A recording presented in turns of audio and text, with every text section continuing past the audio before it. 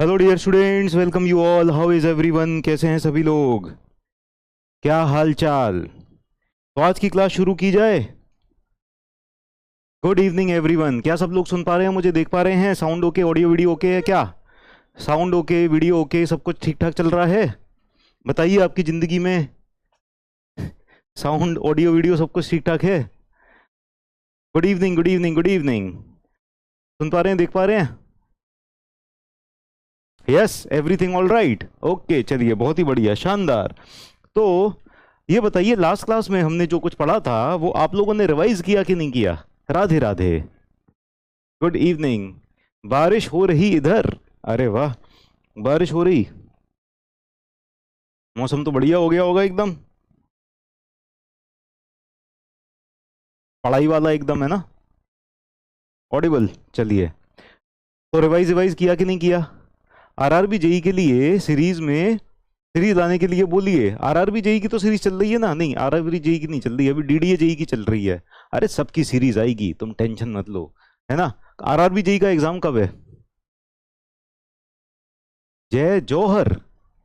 अरे करण जौहर की जय कौन करता है? हद है तुम भी यार, गंदा बच्चा। जय हिंद। आई हेट बारिश, क्यों कीचड़ हो जाती है?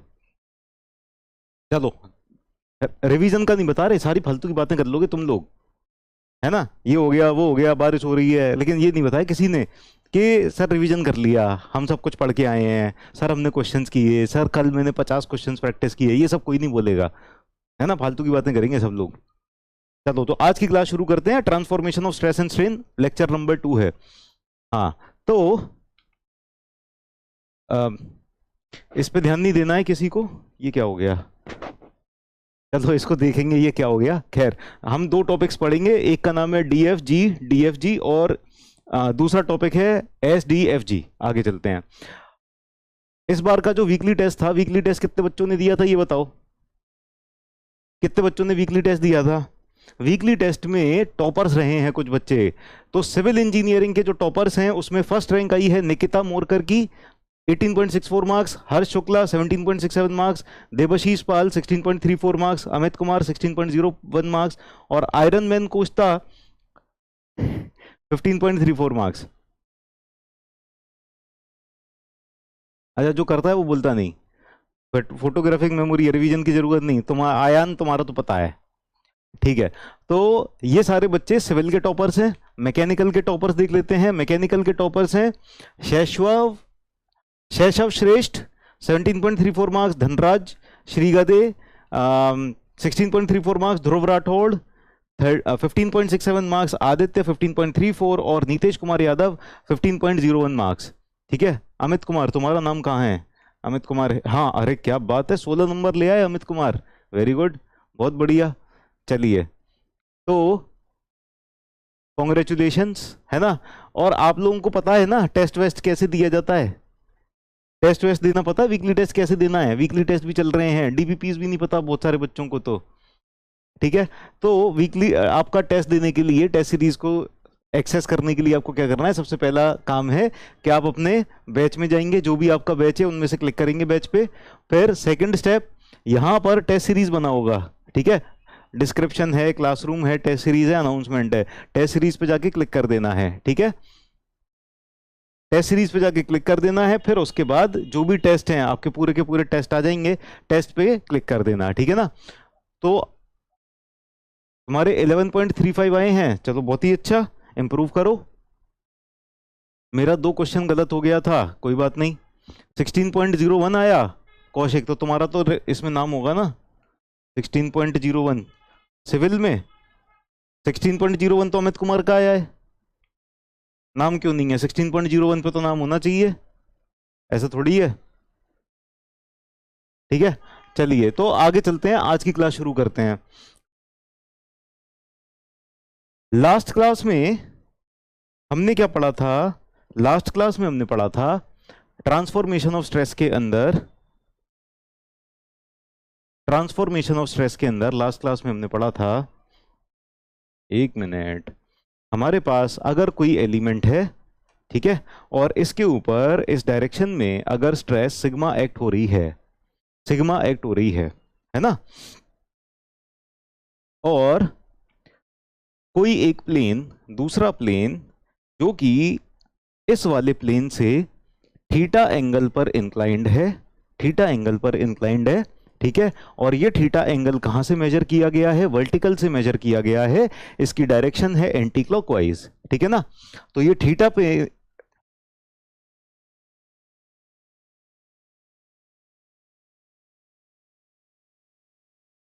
हाँ, ये यहां से थीटा पर इंक्लाइंड है, it is inclined at theta angle, okay. और इसके ऊपर हमें नॉर्मल स्ट्रेस और टेंजेंशियल स्ट्रेस कैलकुलेट करना है। तो नॉर्मल स्ट्रेस कितनी आएगी इसके ऊपर? नॉर्मल स्ट्रेस हमने कैलकुलेट कर लिया था, कितनी आ रही थी, सबको पता है ना। और यहां पर टेंजेंशियल स्ट्रेस कितनी आ रही थी, ये भी सबको पता है। नॉर्मल स्ट्रेस थी सिग्मा cos स्क्वायर थीटा और टेंजेंशियल स्ट्रेस थी sigma sine theta cos theta cos theta. इसको हम बोल सकते हैं sigma bye 2 sine theta sine 2 theta, ठीक है ना। इतना याद है, ये हमने देख लिया था, okay. Stiffness and flexibility, question में फ्लेक्सिबिलिटी सही था बट रॉन्ग ऑप्शन ऑप्ट था सॉल्यूशन में। हाँ, ये बात तो सही है, कोई बात नहीं, एक आध क्वेश्चन का चलता है ना, डोंट वरी। तुमने वही क्या किया था क्या मार्क? तुम टॉपर से तो नहीं रह गए, टॉपर बनने से रह गया? सर मैं टॉपर बनने से रह गया उस क्वेश्चन की वजह से। कितने मार्क्स आए सर? 0.35 आए। लेकिन सर वो वाला क्वेश्चन सही हो जाता ना तो मैं टॉपर बन जाता। तो ये सबको पता है ना, सबको पता है ना, ये सबने याद कर लिया, ठीक है। अब आगे चलते हैं, transformation of stress and strain पर चलते हैं, ठीक है। Let's move on to the next topic. तो मिनिमाइज करते हैं, अरे मिनिमाइज हो जाओ, हाँ। आगे चलते हैं, प्रिंसिपल स्ट्रेस। प्रिंसिपल स्ट्रेस देखो, अब आप ध्यान दो इसके ऊपर, यहां पर आप ध्यान देना। इससे एक बात ये समझ में आ रही है, इससे एक बात समझ में आ रही है, क्या बात समझ में आ रही है? कि अगर ये वाला प्लेन है जिस प्लेन के ऊपर डायरेक्टली स्ट्रेस एक्ट कर रही है ना, तो ये वाले प्लेन के ऊपर तो कोई शियर स्ट्रेस तो आ नहीं रही है, हमने कोई शियर स्ट्रेस लगा नहीं रखी थी। इस प्लेन के ऊपर सिर्फ और सिर्फ नॉर्मल स्ट्रेस आ रही है, ठीक है ना। This thing is clear. लेकिन बहुत ध्यान से सुनना अब, ठीक है। ये वाले प्लेन के ऊपर सिर्फ नॉर्मल स्ट्रेस एक्ट कर रही थी, लेकिन अगर मैं यहां पर प्लेन चेंज कर देता हूं तो प्लेन चेंज करने पे मुझे क्या देखने को मिल रहा है कि इस प्लेन के ऊपर नॉर्मल स्ट्रेस भी देखने को मिल रही है और शियर स्ट्रेस भी देखने को मिल रही है। तो अगर मैंने एंगल चेंज करके दूसरा प्लेन चूज किया, यहां से दूसरा प्लेन चूज किया, तो नॉर्मल स्ट्रेस और शियर स्ट्रेस दोनों मिल जाएंगी। अब ये नॉर्मल स्ट्रेस और शियर स्ट्रेस का मैग्नीट्यूड किस पे डिपेंड करेगा? ध्यान से सुनो, नॉर्मल स्ट्रेस और शियर स्ट्रेस जो एक्ट कर रही है इस प्लेन के ऊपर, इंक्लाइंड प्लेन के ऊपर, इस पर जो नॉर्मल स्ट्रेस और शियर स्ट्रेस है, इनका मैग्नीट्यूड किस पे डिपेंड कर रहा है? एंगल थीटा पे। जैसे जैसे मैं एंगल चेंज करता जाऊंगा वैसे वैसे इसके ऊपर, ये वाले प्लेन के ऊपर नॉर्मल स्ट्रेस और शियर स्ट्रेस चेंज होते जाएंगे, यस और नो, ठीक है ना। तो ओरिजिनली जिस प्लेन के ऊपर स्ट्रेस एक्ट कर रही थी या फोर्स एक्ट कर रही थी, वहां पर जो स्ट्रेस आ रही थी वो नॉर्मल स्ट्रेस थी अकेली, अगर हमने शियर नहीं लगा रखा था, अकेली नॉर्मल स्ट्रेस थी, ठीक है ना। लेकिन ऐसा नहीं है कि हर प्लेन पर भी नॉर्मल ही स्ट्रेस रहेगी और उतनी ही रहेगी। जैसे जैसे हम प्लेन चेंज करते जाएंगे ना, तो स्ट्रेस की वैल्यू इस प्लेन के ऊपर चेंज होती जाएगी। तो इस प्लेन के ऊपर जो नॉर्मल स्ट्रेस आ रही है और इस प्लेन के ऊपर जो शियर स्ट्रेस आ रही है, उनका मैग्नीट्यूड चेंज होता जा रहा है जैसे जैसे हम ये एंगल चेंज करते जा रहे हैं। और जैसे जैसे इसको रोटेट करते जाएंगे, हर एक प्लेन के ऊपर अलग नॉर्मल स्ट्रेस और अलग शियर स्ट्रेस देखने को मिलेगी, यस और नो। अलग नॉर्मल स्ट्रेस हर एक प्लेन पे और अलग शियर स्ट्रेस देखने को मिलेगी। कितनी अलग होगी डिपेंड करेगा, क्या वैल्यू आएगी डिपेंड करेगा कितने एंगल पर रोटेट कर दिया, थीटा पर डिपेंड करेगा, ठीक है ना। तो जैसे जैसे हम यहां पर प्लेन को रोटेट करते जाएंगे, सेम एलिमेंट है, सेम पॉइंट है, सेम सब कुछ है, लेकिन स्ट्रेसेस की वैल्यूज चेंज होती जा रही हैं, ठीक है ना।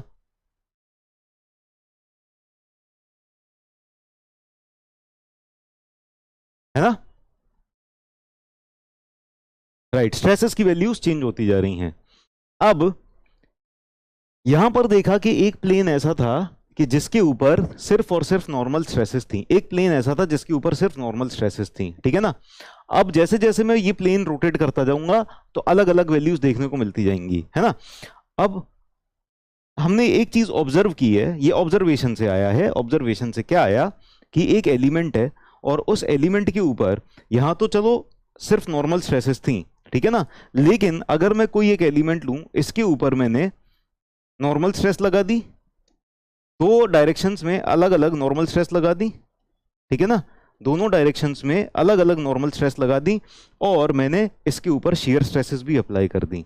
जब नॉर्मल स्ट्रेसेस और शियर स्ट्रेसेस सब कुछ अप्लाइड है ना, और फिर मैं यहां पर एंगल चेंज करता जा रहा हूं, फिर इसके बाद मैं क्या कर रहा हूं, एंगल चेंज करता जा रहा हूं, अलग अलग प्लेन्स के ऊपर मैं स्ट्रेसेस ऑब्जर्व कर रहा हूं, और जैसे जैसे मैं एंगल चेंज करता जा रहा हूं मुझे क्या दिखाई दे रहा है, जैसे जैसे मैं ये एंगल चेंज करता जा रहा हूं मुझे दिखाई दे रहा है कि इस प्लेन के ऊपर कुछ ना कुछ नॉर्मल स्ट्रेस आ रही है और कुछ ना कुछ शियर स्ट्रेस आ रही है। ये मेरा ऑब्जर्वेशन है। मैंने देखा कि यहां पर, मैंने देखा यहां पर कि इसके ऊपर नॉर्मल स्ट्रेस मान लो सिग्मा एक्स डैश से रिप्रेजेंट कर दिया मैंने, और शियर स्ट्रेस को मैंने टाउ एक्स वाई डैश से रिप्रेजेंट कर दिया। शियर स्ट्रेस को मैंने इस पर टाउ एक्स वाई डैश से रिप्रेजेंट कर दिया, ठीक है ना। ये वाला जो शियर स्ट्रेस था ये टाउ एक्स वाई था मान लिया, जो एक्ट हो रहा था। तो यहां पर ये देखो कि ओरिजिनली कौन कौन सी स्ट्रेसेस एक्ट कर रही हैं। ओरिजिनली सिग्मा एक्स एक्ट कर रही है एक्स डायरेक्शन में, ओरिजिनली सिग्मा वाई एक्ट कर रही है सिग्मा वाई डायरेक्शन में, है ना, वाई डायरेक्शन में सिग्मा वाई एक्ट कर रही है, एक्स डायरेक्शन में सिग्मा एक्स एक्ट कर रही है, और shear stress tau x y act कर रही है, ठीक है। ये इन दोनों म्यूचुअली परपेंडिकुलर प्लेन्स की बात हो गई। अब अगर मैंने कोई और प्लेन लिया थीटा एंगल पर, और मैं जब स्ट्रेस ट्रांसफॉर्मेशन करता हूं तो मुझे फिर से अलग अलग स्ट्रेसेस देखने को मिलेंगी। जैसे जैसे मैं एंगल चेंज करता जाऊंगा वैसे वैसे मुझे स्ट्रेसेस की वैल्यूज अलग अलग देखने को मिलती जाएंगी। अब मैंने अगर कैलकुलेशन स्टार्ट की, धीरे धीरे धीरे करके हर एक प्लेन पर थोड़ा थोड़ा इंक्लिनेशन करने पर मैं सब ऑब्जर्व करता जा रहा हूँ, सब ऑब्जर्व करता जा रहा हूँ। ऑब्जर्व करते करते करते करते मैंने पूरा 360 डिग्री रोटेट किया, तो मुझे पता है क्या ऑब्जर्वेशन मिला, कि इस केस में भी ऐसा होता है कि एक प्लेन ऐसा मुझे मिल ही जाता है, दो म्यूचुअली परपेंडिकुलर प्लेन मिल जाते हैं, बल्कि दो एक दूसरे के परपेंडिकुलर प्लेन मिल जाते हैं जिनके ऊपर शियर स्ट्रेस जीरो हो जाती है, ठीक है ना। अच्छा, अगर एक प्लेन पे शियर स्ट्रेस जीरो हो गई तो दूसरे पे तो अपने आप हो ही जाएगी ना, म्यूचुअली परपेंडिकुलर प्लेन पे। कोई एक प्लेन पर अगर शियर स्ट्रेस जीरो हो गई, है ना, किसी एंगल पर कोई एक प्लेन पर मान लो शियर स्ट्रेस जीरो हो गई किसी इंक्लिनेशन पर, है ना, तो शियर स्ट्रेस जीरो है, यहां पर शियर स्ट्रेस जीरो। तो अगर इस वाले प्लेन पर शियर स्ट्रेस जीरो है तो इस वाले प्लेन पे भी तो शियर स्ट्रेस जीरो ही हो जाएगी, क्योंकि ये दोनों तो एक दूसरे के इक्वल होंगी हमेशा। ये हमने देख रखा है, चैप्टर 1 में ही डिस्कस किया था ना, है ना, चैप्टर 1 में ही डिस्कस किया था। चैप्टर 1 में क्या डिस्कस किया था कि इस प्लेन के ऊपर, इस वाले प्लेन के ऊपर जो स्ट्रेस की वैल्यू आएगी वही स्ट्रेस की वैल्यू, इस शियर स्ट्रेस की वैल्यू, शियर स्ट्रेस की वैल्यू वही इस पे प्लेन पर भी आएगी, सेम वैल्यू इस प्लेन पर आएगी और सेम वैल्यू इस प्लेन पर आएगी, ठीक है ना। Equality of shear stress topic के अंदर ही हमने देखा था, ठीक है ना। तो अगर मैंने क्या किया कि इस लोडेड एलिमेंट के ऊपर मैंने प्लेन चेंज करता गया करता गया करता गया करता गया, तो एक प्लेन मुझे ऐसा मिल जाता है जिस पर शियर स्ट्रेस फिर से जीरो आ जाती है, ठीक है ना, शियर स्ट्रेस फिर से जीरो आ जाती है। तो यानी कि हमेशा क्या होगा, कोई भी लोडेड एलिमेंट होगा, एक ना एक प्लेन मुझे ऐसा जरूर दिखाई देगा जिस पर शियर स्ट्रेस जीरो होगी, एक ना एक प्लेन जरूर ऐसा होगा जिस पर शियर स्ट्रेस जीरो होगी। और जब शियर स्ट्रेस जीरो हो रही है तो फिर एक चीज और ऑब्जर्व की मैंने, क्या ऑब्जर्व की, कि जब शियर स्ट्रेस जीरो हो रही है ना, तब जो नॉर्मल स्ट्रेस है वो या तो मैक्सिमम हो जाएगी या मिनिमम हो जाएगी, या तो मैक्सिमम हो जाएगी या मिनिमम हो जाएगी। तो मुझे जैसे जैसे मैं प्लेन को रोटेट करता जा रहा हूं, जैसे जैसे मुझे प्लेन को रोटेट करता जा रहा हूं, I am getting every time different normal stress, अलग अलग नॉर्मल स्ट्रेस मिल रही है मुझे, नॉर्मल स्ट्रेस की वैल्यू चेंज होती जा रही है ना, और अलग अलग शियर स्ट्रेस मिलती जा रही है, ठीक है। तो ऐसे जब मैं रोटेट करता जा रहा हूं करता जा रहा हूं करता जा रहा हूं, मुझे infinite number of normal stresses मिलेंगी। हर एक थोड़ा सा एंगल चेंज किया तो थोड़ी सी नॉर्मल स्ट्रेस भी चेंज हो गई, थोड़ी सी शियर स्ट्रेस भी चेंज हो गई, फिर थोड़ा सा एंगल चेंज किया, फिर थोड़ी सी नॉर्मल स्ट्रेस चेंज हो गई, थोड़ी सी शियर स्ट्रेस, फिर थोड़ा सा एंगल चेंज किया, फिर थोड़ी सी नॉर्मल स्ट्रेस चेंज हो गई, थोड़ी सी शियर स्ट्रेस चेंज हो गई। ऐसे करते करते करते करते मेरे पास कितने प्लेन है, इनफाइनाइट नंबर ऑफ प्लेन है, 0 डिग्री, 0.001 डिग्री, 0.002 डिग्री, ऐसे करके करते कितने सारे प्लेन है। मैं जैसे जैसे रोटेट करता जा रहा हूँ उस पर नॉर्मल स्ट्रेस और शियर स्ट्रेस की वैल्यू चेंज होती जा रही है, हालांकि बहुत हल्का हल्का ही चेंज होता जाएगा लेकिन होती जाएगी। और मैं देखा ये इतनी सारी जो नॉर्मल स्ट्रेस मिली है हैं, इतनी सारी जो शियर स्ट्रेस मिली हैं, मैंने देखा कि जिस प्लेन के ऊपर शियर स्ट्रेस जीरो हो जाती है, उस प्लेन पर जो नॉर्मल स्ट्रेस आएगी ना, वो या तो सारी की सारी नॉर्मल स्ट्रेसेस में से सबसे ज्यादा वैल्यू रखती होगी या फिर सबसे कम वैल्यू रखती होगी। तो अगर इस प्लेन पर सबसे ज्यादा वाली नॉर्मल स्ट्रेस आ रही है ना, तो इसके परपेंडिकुलर वाले प्लेन पर सबसे कम वाली नॉर्मल स्ट्रेस आएगी। समझ में आया? तुम फालतू के डाउट पूछ लगे या तो बेटा इंक्रीज करेगी तो जे इंक्रीज होगा, डिक्रीज होगा, ये तो अभी देख लो कि चेंज हो रहा है, ठीक है ना। न्यूमेरिकल वगैरह करेंगे, सब धीरे धीरे समझ में आ जाएगा। जो समझा रहे हैं वो समझो। समझ में आई ये बात? मैं जो समझा रहा हूं वो समझ में आया क्या? तो जैसे जैसे एंगल चेंज करते जा रहे हैं वैसे वैसे क्या होता जा रहा है, जैसे जैसे एंगल चेंज करते जा रहे हैं वैसे वैसे हमको ये देखने को मिल रहा है कि नॉर्मल स्ट्रेस और शियर स्ट्रेस दोनों चेंज होती जा रही हैं, है ना। नॉर्मल स्ट्रेस इस प्लेन से परपेंडिकुलर और शियर स्ट्रेस इस प्लेन के पैरेलल, ये दोनों की वैल्यूज चेंज होती जा रही हैं। एक ऐसा प्लेन मिलेगा जब शियर स्ट्रेस जीरो हो जाएगी, और जब ये शियर स्ट्रेस जीरो हो जाएगी तो जो नॉर्मल स्ट्रेस होगी ना, वो या तो सारी की सारी नॉर्मल स्ट्रेसेस में से सबसे ज्यादा मैक्सिमम होगी या फिर सबसे ज्यादा मिनिमम हो जाएगी। अगर इस वाले प्लेन पर इनमें से सबसे ज्यादा मैक्सिमम वाली मिल गई है तो इसके परपेंडिकुलर प्लेन पर सबसे ज्यादा मिनिमम वाली मिल जाएगी। और मान लो इस प्लेन पर मैक्सिमम मिल गई है तो इस प्लेन पर मिनिमम वाली मिल जाएगी। ये चीज समझ में आ गई? ये चीज समझ में आ गई? ठीक है, क्लियर है या नहीं है? इज इट क्लियर और नॉट? ये चीज सबको समझ में आई? बताइए, समझ में आई ये बात? ठीक है, तो अब इसके आगे चलते हैं। मेरे ख्याल से समझ में आ गई है ना। दोबारा समझा देता हूं। जैसे जैसे हम एंगल चेंज करते जा रहे हैं, जैसे जैसे एंगल चेंज करते जा रहे हैं, normal stress shear stress change होती जा रही है। एक प्लेन ऐसा मिलेगा जिस पर शियर स्ट्रेस जीरो हो जाएगी, सिर्फ नॉर्मल स्ट्रेस बचेगी। और जिस प्लेन पर शियर स्ट्रेस जीरो हो गई है, ध्यान से, शियर स्ट्रेस जीरो हो गई, वहां पर जो नॉर्मल स्ट्रेस मिली या तो वो इन सारी नॉर्मल स्ट्रेसेस में से सबसे ज्यादा मैक्सिमम वैल्यू की हो जाएगी या सबसे ज्यादा मिनिमम वैल्यू की हो जाएगी। और जो मैक्सिमम वाली होगी और जो मिनिमम वाली होगी दोनों एक दूसरे के परपेंडिकुलर होंगी, और ये दोनों परपेंडिकुलर प्लेन्स के ऊपर जो शियर स्ट्रेसेस होंगी वो जीरो हो जाएंगी। अब आगे चलते हैं। ये वाले जो प्लेन्स हैं, ये वाले जो प्लेन्स हैं जिन प्लेन पर हमारी शियर स्ट्रेस जीरो हो चुकी है, जिन प्लेन्स पर शियर स्ट्रेस जीरो हो चुकी है, उन प्लेन्स को कहते हैं हम प्रिंसिपल प्लेन, है ना। जिन प्लेन्स के ऊपर शियर स्ट्रेस हो गई है जीरो, इन प्लेन को कहते हैं प्रिंसिपल प्लेन। और इन प्लेन के ऊपर जो नॉर्मल स्ट्रेसेस एक्ट कर रही हैं, इन नॉर्मल स्ट्रेसेस को हम कहते हैं प्रिंसिपल स्ट्रेसेस। ठीक है, तो जिन प्लेन्स के ऊपर शियर स्ट्रेस जीरो है उन्हें कहेंगे प्रिंसिपल प्लेन, और इन प्रिंसिपल प्लेन के ऊपर एक्ट होने वाली नॉर्मल स्ट्रेसेस को कहेंगे प्रिंसिपल स्ट्रेसेस। क्लियर? जिन प्लेन के ऊपर शियर स्ट्रेस जीरो है उन्हें क्या कहेंगे? Principal plane. इन प्रिंसिपल प्लेन के ऊपर एक्ट होने वाली नॉर्मल स्ट्रेसेस को क्या कहेंगे? Principal stresses. ठीक है, प्रिंसिपल स्ट्रेसेस सारी की सारी नॉर्मल स्ट्रेसेस में से या तो मैक्सिमम होंगी या मिनिमम होंगी। जो मैक्सिमम वाली हो जाएगी उसको मैक्सिमम प्रिंसिपल स्ट्रेस या मेजर प्रिंसिपल स्ट्रेस कहेंगे। जो मिनिमम हो जाएगी उसको मिनिमम प्रिंसिपल स्ट्रेस या माइनर प्रिंसिपल स्ट्रेस कहेंगे। ठीक है, major principal stress, minor principal stress, maximum principal stress, minimum principal stress. बाकी सारी नॉर्मल स्ट्रेसेस इन्हीं दोनों स्ट्रेसेस के बीच में ही कहीं ना कहीं लाई कर रही होंगी। मान लो ये वाली है 100 और ये वाली है 0, तो बाकी जितनी भी नॉर्मल स्ट्रेसेस आएंगी अलग अलग प्लेन्स के ऊपर, वो 0 से 100 के बीच में ही लाई करेंगी। समझ में आई बात? ठीक है, अब जो इतना समझा दिया है इसमें अभी कोई डाउट हो तो पूछो। जो इतना समझा दिया है इसमें कोई डाउट है तो आप पूछो। ठीक है, क्लियर है? तो शुरुआत कहां से हुई थी? यहां से हुई थी। हमने एक डेरिवेशन किया था, अगर यहां पर एक नॉर्मल स्ट्रेस एक्ट कर रही है तो इससे थीटा डिग्री पर हम अगर रोटेट कर दें तो वहां पर नॉर्मल और शियर स्ट्रेसेस कितने होंगे। ये नॉर्मल और शियर स्ट्रेसेस एंगल पर डिपेंड कर रहे हैं। जैसे जैसे एंगल चेंज करते जा रहे हैं वैसे वैसे नॉर्मल और शियर स्ट्रेसेस चेंज होते जा रहे हैं। ठीक है ना।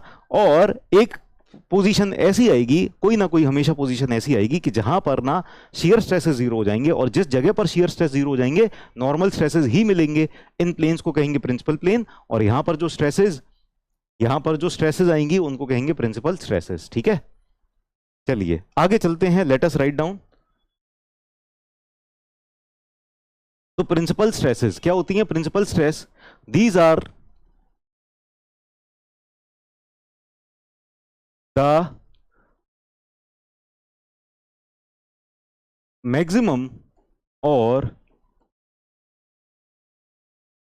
मिनिमम नॉर्मल स्ट्रेसेस, मैक्सिमम और minimum normal stresses acting on the planes of zero shear stress.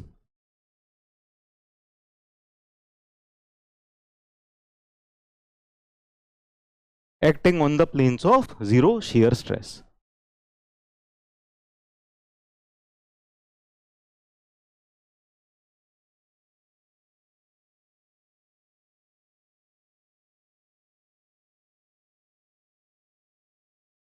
ठीक, क्लियर है?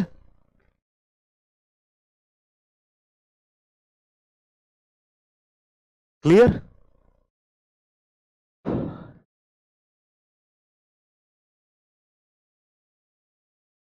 Next point, the maximum principal stress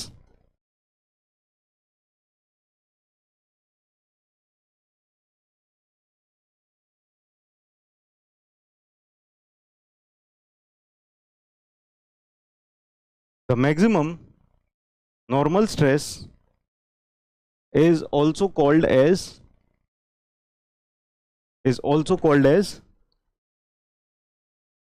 maximum principal stress, maximum principal stress और major principal stress, major principal stress, ठीक है? It is denoted by sigma 1, it is denoted by sigma 1। Next लिखो, the minimum normal stress, the minimum यानी सबसे कम वाली जो value होगी, the minimum normal stress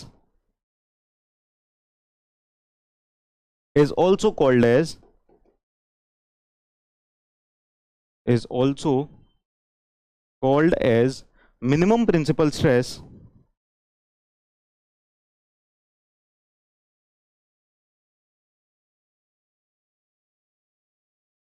minimum principal stress और minor principal stress,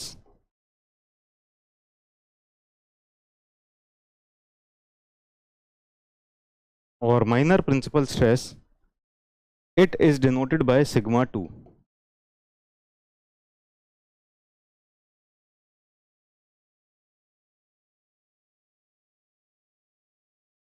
ठीक है, क्लियर है?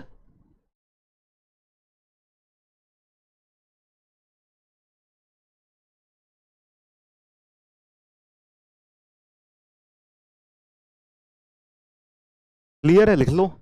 और एक बात हमेशा याद रखना कि कोई भी लक्ष्य आपके साहस से बड़ा नहीं, कोई भी लक्ष्य आपके साहस से बड़ा नहीं, हारा वही जो लड़ा नहीं।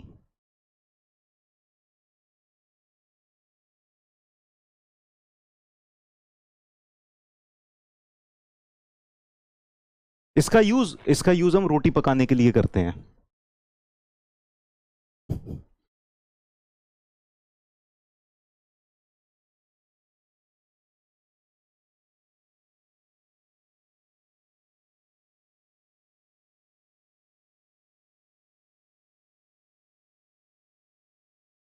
क्योंकि स्क्रीन पे अगर आप शॉर्ट कर दोगे तो स्क्रीन मर नहीं जाएगी, ऐसे शॉर्ट वॉट नहीं करना है, ठीक है ना?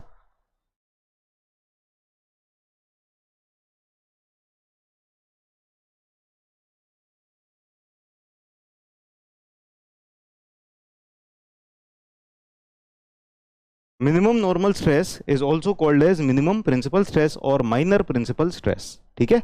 It is denoted by sigma 2। तो major principal stress is denoted by sigma 1, minor principal stress is denoted by sigma 2, ठीक है? ठीक है, स्टेप बाय स्टेप पढ़ते चलेंगे। देखो आगे की चीजें आगे ही आएंगी, अभी तो हमने डेफिनेशन बताई है ना, है ना?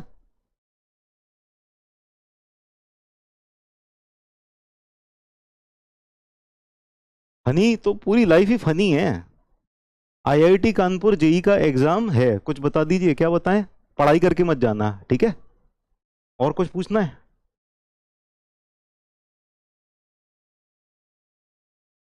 प्रिंसिपल प्लेन बता दें? चलो प्रिंसिपल प्लेन बता देते हैं। इतना लिख लिया सबने रिटर्न? ठीक है, आगे चलते हैं, है ना? नेक्स्ट लिखो, the planes on which shear stresses are zero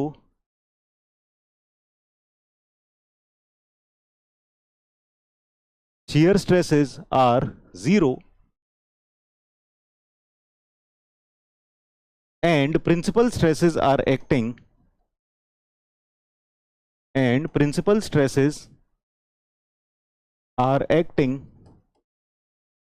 are called as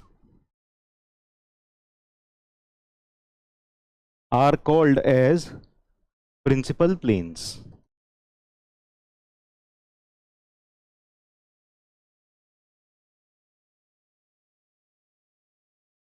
Are called as principal planes.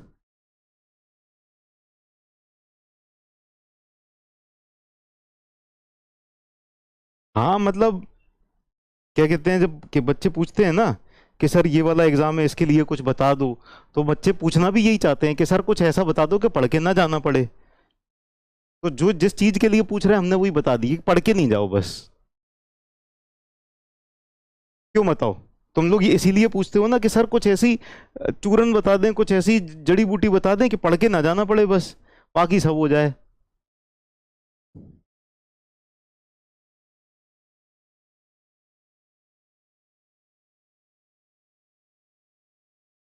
चलो आगे चलें। Next, methods of stress transformation. अब देखो, स्ट्रेस ट्रांसफॉर्मेशन के हमारे पास दो तरीके होते हैं। There are two methods of stress transformation. Stress transformation का मतलब तो आपको समझ में आ गया। स्ट्रेस ट्रांसफॉर्मेशन का मतलब क्या है कि ये वाले प्लेन के ऊपर कुछ स्ट्रेस एक्ट कर रही है, ये वाले प्लेन के ऊपर कुछ स्ट्रेस एक्ट कर रही है। अगर इससे किसी इंक्लाइंड प्लेन के ऊपर आपको स्ट्रेसेस वगैरह कैलकुलेट करनी है, पता करना है कि यहां पर स्ट्रेसेस कितनी होंगी, तो इसे कहते हैं हम स्ट्रेस ट्रांसफॉर्मेशन। ठीक है ना, है ना, इसे कहते हैं हम स्ट्रेस ट्रांसफॉर्मेशन। तो स्ट्रेस ट्रांसफॉर्मेशन करने के हमारे पास दो तरीके हैं। There are two methods of stress transformation. क्या क्या मेथड्स हैं स्ट्रेस ट्रांसफॉर्मेशन के? पहला मेथड है एनालिटिकल मेथड और दूसरा मेथड है graphical method. First method is analytical method, दूसरा मेथड है ग्राफिकल मेथड। ठीक है, सेकेंड मेथड इज ग्राफिकल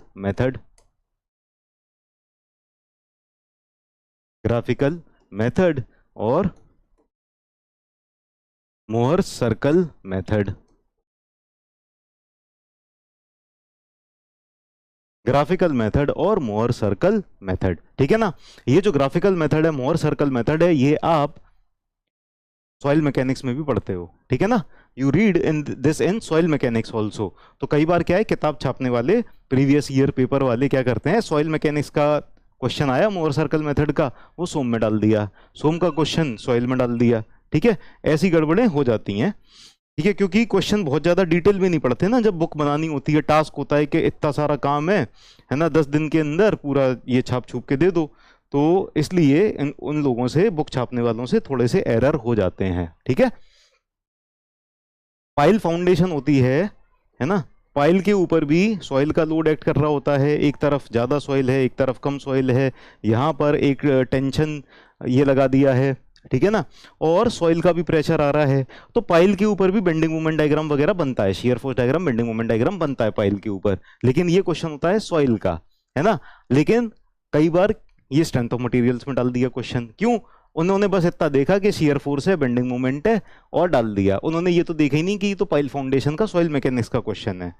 ठीक है ना, सॉइल में स्ट्रेंथ ऑफ मटेरियल्स का जो एप्लीकेशन है वो बहुत सारे सब्जेक्ट्स के अंदर है। स्ट्रेंथ ऑफ मटेरियल्स का एप्लीकेशन आपको आरसीसी में देखने को मिलेगा, आपको स्टील में देखने को मिलेगा, आपको स्ट्रक्चर एनालिसिस में देखने को मिलेगा, हाईवे में जब रोड कंस्ट्रक्शन हो रहा है ना, आरसीसी की रोड्स बन रही हैं, वहां पर आपको एप्लीकेशन देखने को मिलेगा। सॉइल मैकेनिक्स में स्टेबिलिटी वगैरह देखने के लिए काफ़ी बार स्ट्रेंथ ऑफ मटेरियल्स के कॉन्सेप्ट यूज होते हैं।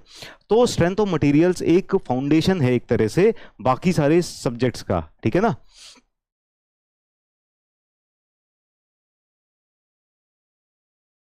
ठीक है, तो होता क्या है कि कई बार दूसरे सब्जेक्ट के क्वेश्चन भी स्ट्रेंथ ऑफ मटेरियल्स में डाल दिए जाते हैं, ठीक है ना। चलिए कोई बात नहीं, हम आगे चलते हैं। ओल्ड एज वाले नहीं, न्यू एज वाले, जिनका नाम एल से शुरू होता है और बाद में कुमार आता है, ऐसे बच्चे भी होते हैं जो इस तरह के काम करते हैं, ठीक है। तो अब हम पढ़ने जा रहे हैं क्या, अब हम पढ़ने जा रहे हैं क्या, मेथड्स ऑफ स्ट्रेस ट्रांसफॉर्मेशन। एक एक करके दोनों मेथड्स पढ़ते हैं। सबसे पहले हम पढ़ेंगे एनालिटिकल मेथड, फिर पढ़ेंगे बाद में ग्राफिकल मेथड, ठीक है ना। तो एनालिटिकल मेथड का मतलब क्या हो जाएगा, एनालिटिकल मेथड में हम क्या पढ़ेंगे, एनालिटिकल मेथड में हम पढ़ेंगे कि इक्वेशंस के थ्रू, डेरिवेशंस के थ्रू, ठीक है, इक्वेशंस, डेरिवेशंस, इन सब चीज़ों के थ्रू हम देखते हैं कि पूरा फॉर्मूला वगैरह बना के देखेंगे, पूरा एनालिसिस वगैरह करके देखेंगे कि किस तरह से स्ट्रेस ट्रांसफॉर्मेशन करना है ना। फिर दूसरा होता है ग्राफिकल मेथड होता है। ग्राफिकल मेथड में क्या करते हैं, ग्राफिकल मेथड के अंदर एक ग्राफ बना देते हैं, ग्राफ से पूरा का पूरा सॉल्व कर लेते हैं, ठीक है। तो किस एंगल पर कितनी स्ट्रेस आएगी, ये सब हम ग्राफिकल मेथड से करते हैं। ज्यादा आसान कौन सा है, ग्राफिकल मेथड, इसीलिए पहले हम कौन सा पढ़ेंगे, एनालिटिकल मेथड, ठीक है। So first we will study analytical method because it is difficult, ठीक है। चलिए, तो सबसे पहला, अब यहां पर 4 केस हैं, there are 4 cases in analytical method. पहला केस क्या कह रहा है, पहला केस जरा पढ़ो अच्छे से। पहला केस कह रहा है कि प्रिंसिपल स्ट्रेसेस क्या हो जाएंगी, सिग्मा 1 और सिग्मा 2, ये म्यूचुअली परपेंडिकुलर प्लेन्स के ऊपर एक्ट कर रही होंगी। सिग्मा 1 और सिग्मा 2 एक दूसरे से परपेंडिकुलर प्लेन्स के ऊपर एक्ट कर रही होंगी, है ना। तो ये पता है, सिग्मा 1 और सिग्मा 2 हमको पता है। पहला केस ऐसा है कि सिग्मा 1 सिग्मा 2 हमको पता है on two mutually perpendicular planes, एक दूसरे से दोनों प्लेन परपेंडिकुलर हैं, उनके ऊपर हमें प्रिंसिपल स्ट्रेसेस पता है। तो ये वाले जो प्लेन हो गए, ये कौन से हो गए, इन वाले प्लेन को क्या कहेंगे, जिनके ऊपर प्रिंसिपल स्ट्रेसेस एक्ट कर रही हैं, इन प्लेन्स को क्या कहेंगे, प्रिंसिपल प्लेन्स। इनके ऊपर शियर स्ट्रेसेस कितनी होंगी, बताएंगे सब लोग कमेंट में, शियर स्ट्रेसेस कितनी होंगी ये आप लोग बताओगे, ठीक है ना। तो हमको प्रिंसिपल स्ट्रेसेस पता है दो म्यूचुअली परपेंडिकुलर प्लेन्स के ऊपर, और जरूरत क्या है, फाइंड करना है normal stress. Normal stress sigma x sigma y होगा, है ना, and shear stress on any oblique या इंक्लाइंड प्लेन।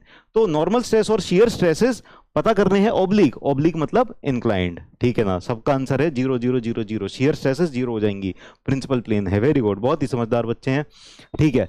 तो अब हम पहले तो इसका ड्राइंग बनाएंगे और फिर हम फॉर्मूले लिखेंगे, क्योंकि डेरिवेशन हमको नहीं करना है। डेरिवेशन क्यों नहीं करना है, मैंने लास्ट क्लास में बताया था क्यों नहीं करेंगे डेरिवेशन। तो यहां पर लेटर से नॉर्मल स्ट्रेस दी हुई है सिग्मा 1, यहां पर लेटर से नॉर्मल स्ट्रेस दी हुई है सिग्मा 2। ये जो नॉर्मल स्ट्रेसेस हैं ये कौन सी हैं, ये प्रिंसिपल स्ट्रेसेस हैं, ठीक है। So these are the principal stresses. और ये वाले प्लेन्स के ऊपर, इन वाले प्लेन्स के ऊपर शियर स्ट्रेसेस एक्ट नहीं कर रही हैं। There are no shear stresses on this planes, why, because these are normal stresses, these are principal stresses. और ये प्लेन्स कौन से हैं, प्रिंसिपल प्लेन है, सारे के सारे प्रिंसिपल प्लेन है, ठीक है। अब यहां पर जब एंगल चेंज किया जाएगा तो क्या स्ट्रेसेस की वैल्यू चेंज होगी, एंगल चेंज किया जाएगा तो क्या स्ट्रेसेस की वैल्यू चेंज होगी। एंगल चेंज करने पर yes definitely stresses will change. अब आपको एक बात और ध्यान देनी है, जो हमारे फॉर्मूले डिराइव्ड हो रहे हैं, ठीक है, डेरिवेशन एक तो आता नहीं है एग्जाम में, और ऊपर से एक ही डायरेक्शन का जो डेरिवेशन देखा था हमने वो भी थोड़ा सा टफ सा था, ठीक है ना। तो ये दोनों एक्सेस के अबाउट है, और उसमें डेरिवेशन जैसा कुछ ऐसी कोई बड़ी बात है नहीं, है ना, ठीक है। चलो अब ये देखो, आप यहां पर सिग्मा 1 और सिग्मा 2 एक्ट हो रहा है, sigma 1 and sigma 2 are acting, ठीक है। हमें किसी भी एंगल पर ऑब्लिक प्लेन के ऊपर कैलकुलेट करना है। तो अभी से ही मैं आपको एक चीज ध्यान में रख दे रहा हूं, ठीक है, अभी से ही आपको एक चीज ध्यान में रख दे रहा हूं कि आप, हमारे जो फॉर्मूले डिराइव्ड हुए हैं ना, वो इस कंडीशन के लिए हुए हैं कि हमारा एंगल कहां से है, वर्टिकल से। हमारा एंगल कहां से है, वर्टिकल से। हमारा एंगल कहां से है, वर्टिकल से, ठीक है ना। अगर एग्जाम में कोई ऐसा क्वेश्चन आ जाए कि थीटा आपको यहां से दे दिया, तो क्या हमारे फॉर्मूले एप्लीकेबल होंगे उसके ऊपर? क्या हमारे फॉर्मूले उसके ऊपर एप्लीकेबल होंगे? नहीं होंगे। अब ऐसे केस में क्या करेंगे आप लोग बताओ?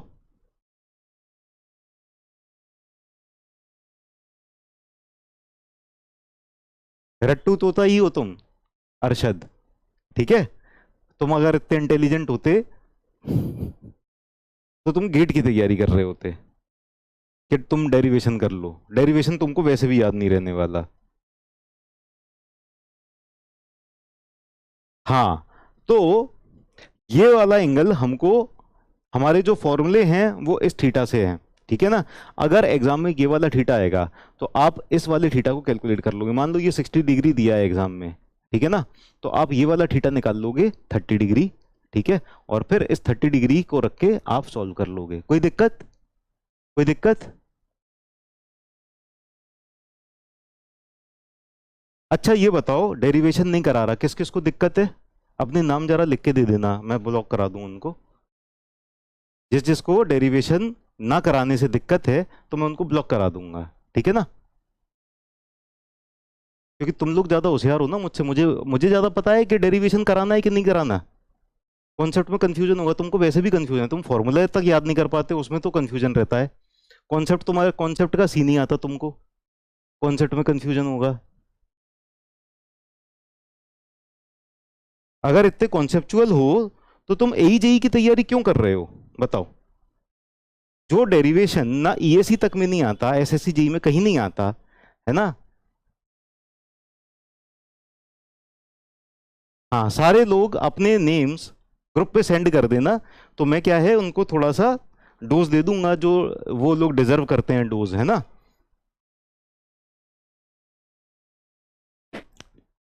चलिए, तो ये बात समझ में आ गई। अगर एग्जाम में, अगर एग्जाम में यहां से हुआ, ठीक है, यहां से एंगल दिया हुआ, तो आपको क्या करना है, आपको ये वाला एंगल कैलकुलेट कर लेना है और फिर इस एंगल्स को फॉर्मूले में रख के आपको सॉल्व कर लेना है, ठीक है ना।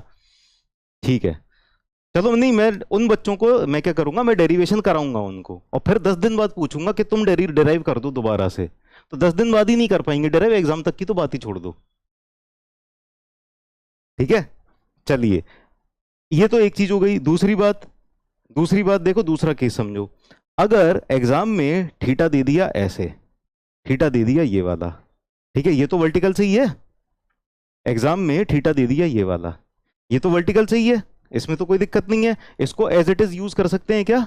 इसको एज इट इज यूज कर सकते हैं क्या फॉर्मूलेज में?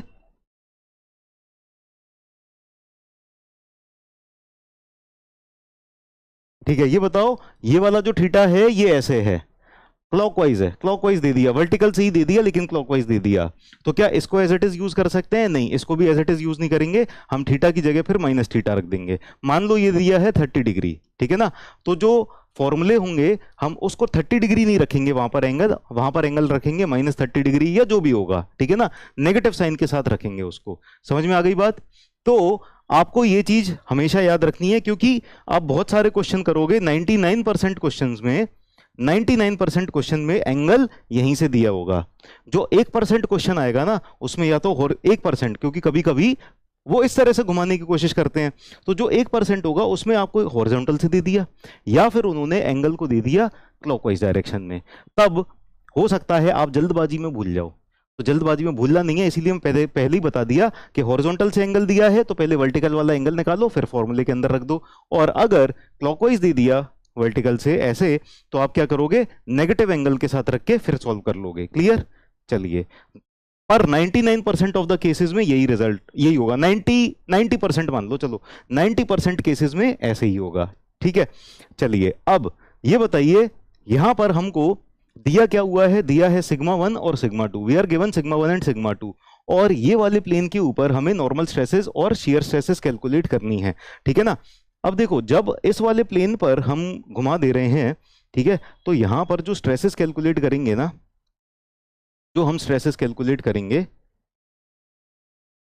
वो इस तरह से प्लेन को घुमा के यहां पर रख के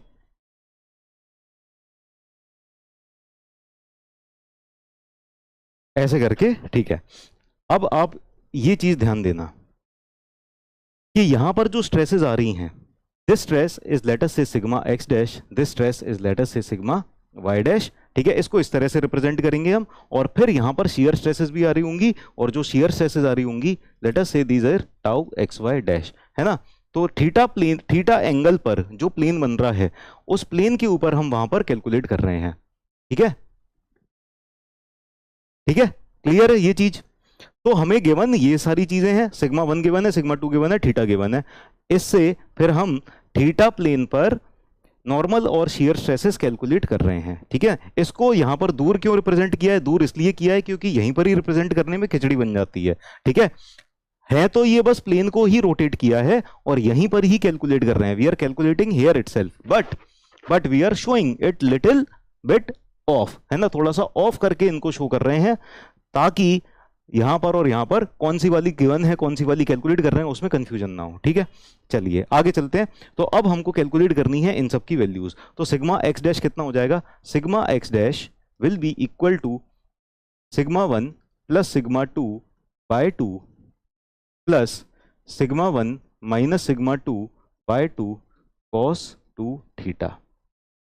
sigma y dash will be equal to sigma 1 plus sigma 2 by 2 minus sigma 1 minus sigma 2 by 2 cos 2 theta.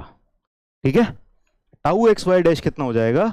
Tau x y dash will be equal to minus of sigma 1 minus sigma 2 by 2 sine 2 theta. This will be tau x y dash.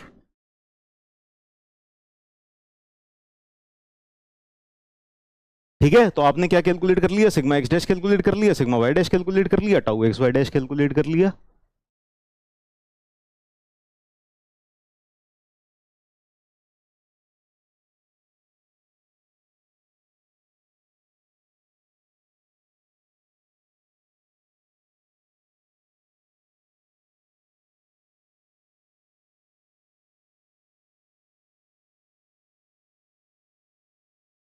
लिख लो, जल्दी से note down कर लो। अभी ये फॉर्मूले कितने हो जाएंगे ना, तुम लोग फॉर्मूले ही याद नहीं कर पाओगे, डेरिवेशन तो बहुत दूर की बात है।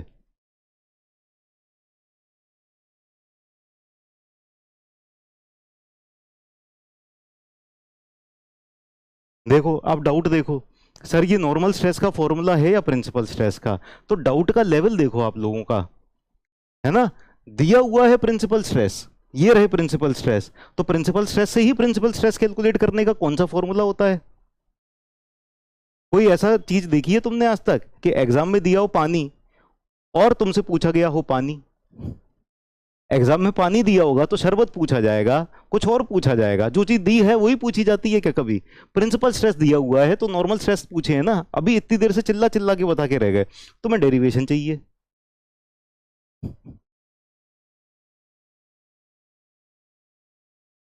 यही नहीं पता कि दिया क्या है और पूछा क्या है। वो बताया 5 बार कि क्या दिया है और क्या पूछा है। क्या करोगे तुम डेरिवेशंस का?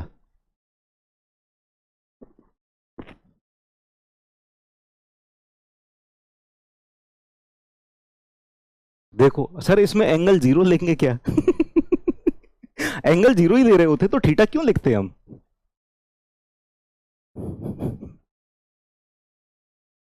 डाउट्स का लेवल देखो।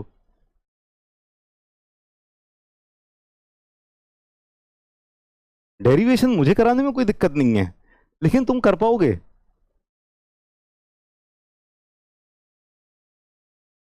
और आने हैं नहीं एग्जाम में, आने हैं नहीं एग्जाम में, फिर भी तुमको करने हैं।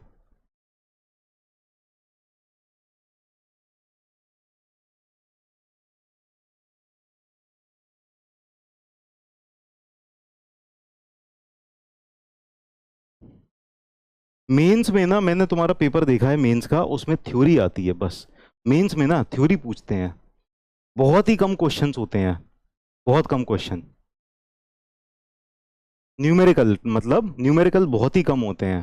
जो एसएससी जेई वगैरह का पेपर है ना, वो मेनली थ्योरी, मेंस में थ्योरी ही पूछते हैं, आपको लिखनी पड़ेंगी चीजें। तो उसके लिए ना आपको इंग्लिश आनी चाहिए, ठीक है ना। एंगल कहां से कहां तक वेरी करेगा, आप सोचो कहां से कहां तक कर रहा होगा। ठीक है, ये एक अच्छा क्वेश्चन है, ये पूछने वाला क्वेश्चन है। एंगल कहां से कहां तक वेरी करेगा? एंगल 0 से लेके 360 डिग्री तक कुछ भी हो सकता है, एनी एंगल। इसका मतलब है कि आप ये जो फॉर्मूले है ना, ये पूरे के पूरे थ्रू आउट, मतलब कोई सा भी प्लेन हो, कोई सा भी प्लेन हो, ये यहां से 1 degree angle, 2 degree angle, 3 degree angle, 4 degree angle, 5 degree angle, कितना भी एंगल हो, कितना भी, 0 से स्टार्ट करते हुए पूरे 360 तक हर एक एंगल के लिए ये फॉर्मूले वैलिड हैं।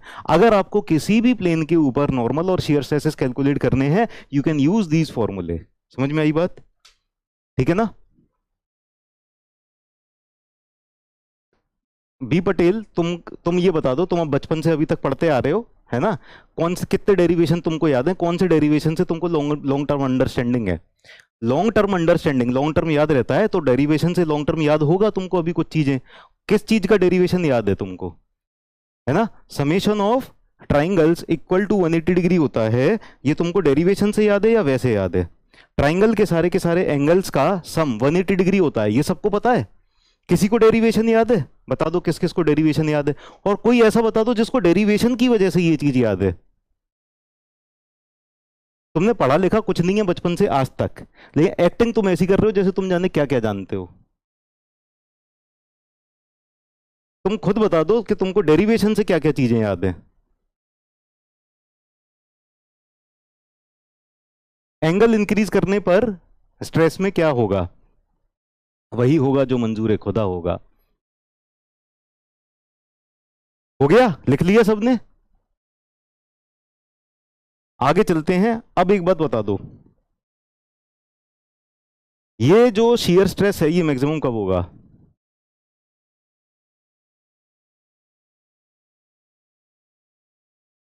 ये जो शियर स्ट्रेस है ये मैक्सिमम कब होगा? When will this shear stress become maximum?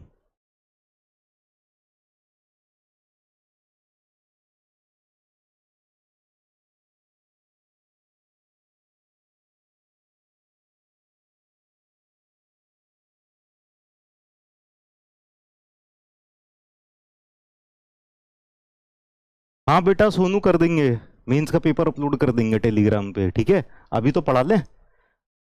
आपने कहा 45 डिग्री पर, ठीक है ना?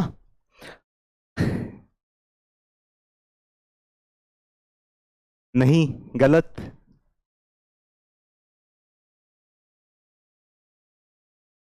नहीं नहीं, सही है, सही है, 45 डिग्री पर होगा, बिल्कुल सही बात है, ठीक है ना? यहां पर हमें प्रिंसिपल स्ट्रेसेस दिए हुए हैं, प्रिंसिपल स्ट्रेस। अब फॉर शियर स्ट्रेस कब मैक्सिमम होगा, ठीक है, लिखते हैं, आगे चलते हैं। For shear stress to be maximum, for maximum shear stress,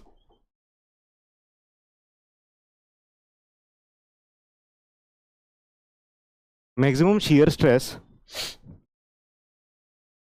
tau x y dash, ये हो गया, ठीक है ना? तो यहां पर साइन टू थीटा मैक्सिमम हो जाना चाहिए। साइन टू थीटा की मैक्सिमम वैल्यू क्या होगी? साइन टू थीटा की मैक्सिमम वैल्यू क्या होगी? For maximum shear stress sine two theta is equal to 1, ठीक है, प्लस माइनस 1, ठीक है, लेकिन 1 लिख देते हैं, हम मैग्नीट्यूड की बात कर रहे हैं, ठीक है ना? तो टू थीटा कितना हो जाएगा? टू थीटा हो जाएगा या तो 90 डिग्री और या तो 270 डिग्री, ठीक है ना? यानी कि थीटा हो जाएगा 45 डिग्री और theta is equal to 135 degree, ठीक है ना?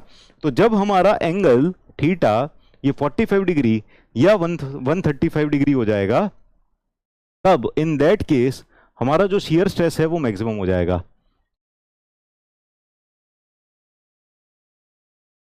ठीक है ना?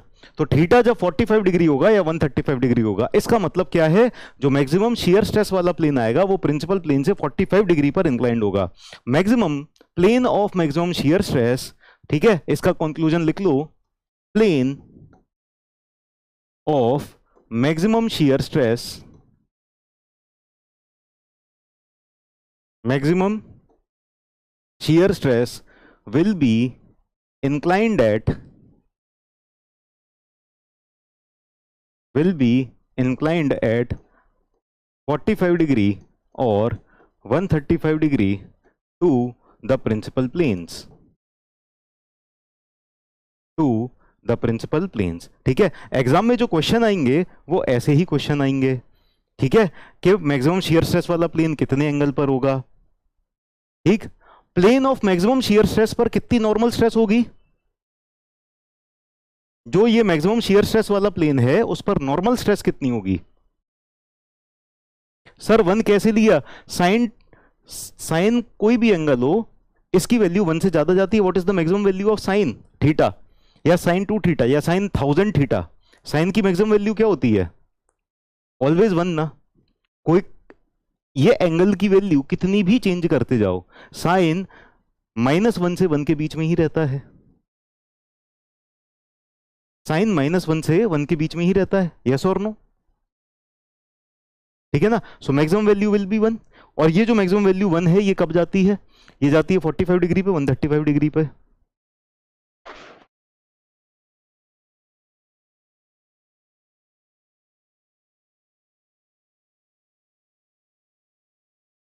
बिल्कुल सही है, आदित्य प्रसाद ने बिल्कुल सही कहा।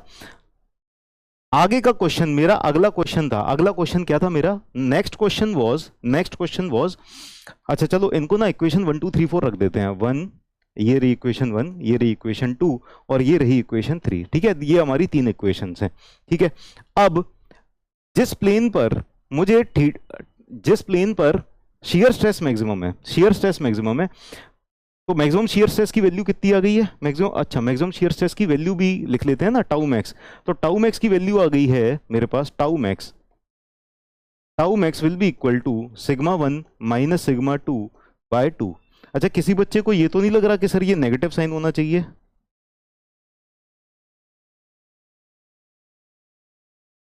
ये टाउ मैक्स आ जाएगा सिग्मा 1 माइनस सिग्मा 2 बाय 2। ठीक है ना,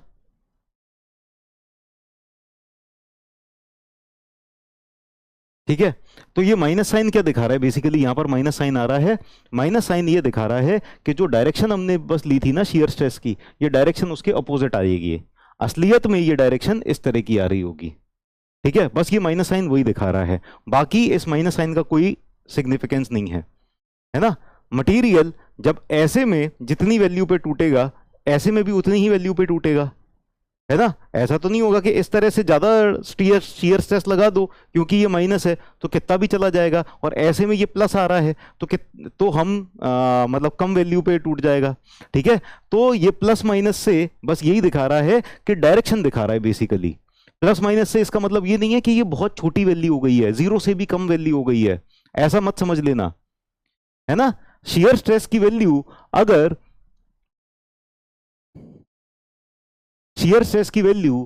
-50 मेगापास्कल है ना, और अगर +50 मेगापास्कल है, तो कौन सी बड़ी कौन सी छोटी, दोनों बराबर हैं। ठीक है ना, मटेरियल पे असर -50 मेगापास्कल की शियर स्ट्रेस पे भी उतना ही असर होगा, +50 पे भी उतना ही असर होगा। ठीक है ना, बस माइनस होगा तो इस तरह से शियर स्ट्रेस आ रही है, प्लस है तो इस तरह से शियर स्ट्रेस आ रही है, इतना अंतर है।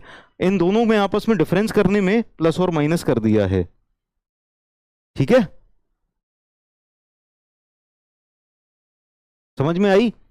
तो ये -50 मेगापास्कल का मतलब ये मत सोच लेना कि ये बहुत छोटी स्ट्रेस है, ये भी उतनी ही बड़ी स्ट्रेस है जितनी +50 मेगापास्कल है, दोनों बराबर हैं। ठीक है ना, तो प्लस माइनस पे ज्यादा ध्यान देने की जरूरत नहीं है। यहां पर प्लस माइनस, माइनस क्या रिप्रेजेंट कर रहा है, ओनली डायरेक्शन रिप्रेजेंट कर रहा है। ठीक है ना, it is representing only direction. ठीक है, जो डायरेक्शन हम जो फिगर में शो करते हैं, फिगर में तो हम हमेशा पॉजिटिव डायरेक्शन ही शो करेंगे ना, तो ये वाली जो शियर स्ट्रेस है ये पॉजिटिव डायरेक्शन में है। ठीक, yes, so it is in positive direction, we have shown in figure in positive direction, लेकिन असलियत में आ रही होगी ये इस डायरेक्शन में। तो हम इसके हिसाब से, इस फिगर के हिसाब से जो इक्वेशन आई है वो ये है। ठीक है ना, समझ में आई बात। आगे चले। ठीक है, मैक्सिमम शियर स्ट्रेस ये आ गया, है ना। अब हमने ये देखा कि यहां से प्रिंसिपल प्लेन से 45 डिग्री पर आपको मैक्सिमम शियर स्ट्रेस देखने को मिलेगा, और मैक्सिमम शियर स्ट्रेस की वैल्यू ये हो जाएगी, मैक्सिमम शियर स्ट्रेस की वैल्यू ये हो जाएगी। ठीक है, अब अगला सवाल ये आता है कि plane of maximum shear stress, तो हमको पता है कि ये वाला प्लेन है, इस पर मैक्सिमम शियर स्ट्रेस आ रहा है, लेकिन इस प्लेन पर नॉर्मल स्ट्रेस कितना आ रहा होगा sir, plane of maximum shear stress पर नॉर्मल स्ट्रेस कितना आ रहा होगा, तो देख लेते हैं। सो नॉर्मल स्ट्रेस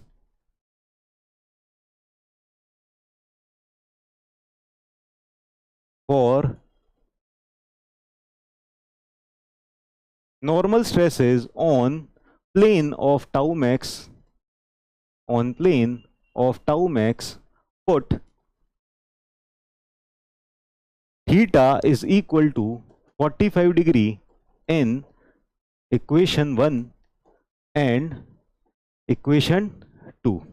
ठीक है, तो इक्वेशन 1 और इक्वेशन 2 में थीटा 45 डिग्री रख देते हैं यहां पर, पहली इक्वेशन में और ये दूसरी इक्वेशन में, इन दोनों में नॉर्मल स्ट्रेसेस पता चल जाएंगी फिर। तो थीटा इक्वल टू 45 डिग्री रखा तो ये cos 90 डिग्री आ गया, ये भी cos 90 डिग्री आ गया। cos 90 डिग्री होता है 0, तो ये वाली जो पूरी टर्म हो गई है ये 0 हो गई, दिस टर्म बिकम 0, और ये वाली टर्म भी हो गई है 0, ये दोनों 0 हो गई हैं।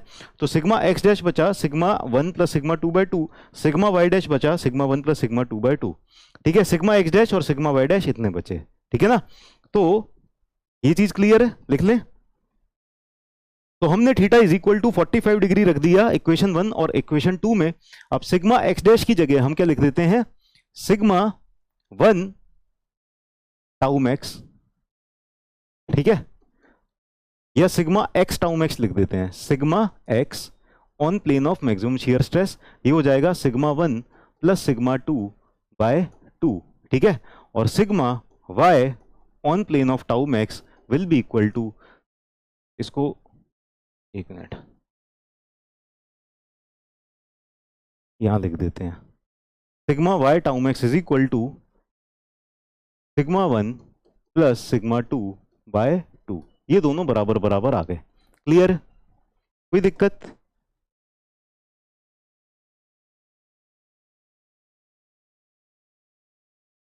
डन। तो normal stress on plane of tau max इतने आ जाएंगे, है ना। आगे चलते हैं, next concept, adding equation 1 and 2। Equation 1 और 2 को ऐड कर दिया जाए, एडिंग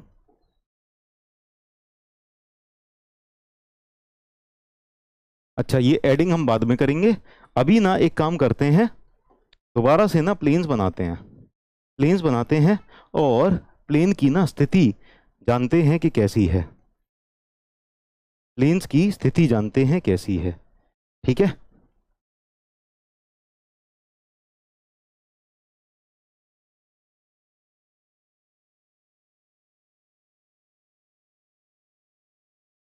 प्लेन्स की स्थिति कुछ ऐसी है कि हमको गिवन था ये वाला प्लेन जिसके ऊपर नॉर्मल स्ट्रेसेस प्रिंसिपल स्ट्रेसेस थे, सिग्मा 1 और सिग्मा 2। ठीक है ना, सिग्मा 1 और सिग्मा 2। यहां से 45 डिग्री पर हम देखेंगे, 45 डिग्री पर यहां पर plane of maximum shear stress आ जाएगा, we will get plane of maximum shear stress at 45 degree. तो इससे ये वाले जो प्लेन्स हैं इनसे 45 डिग्री रोटेशन पे plane of maximum shear stress आ जाएगा, और मैक्सिमम शियर स्ट्रेस की जो वैल्यू हो जाएगी दैट वैल्यू विल बी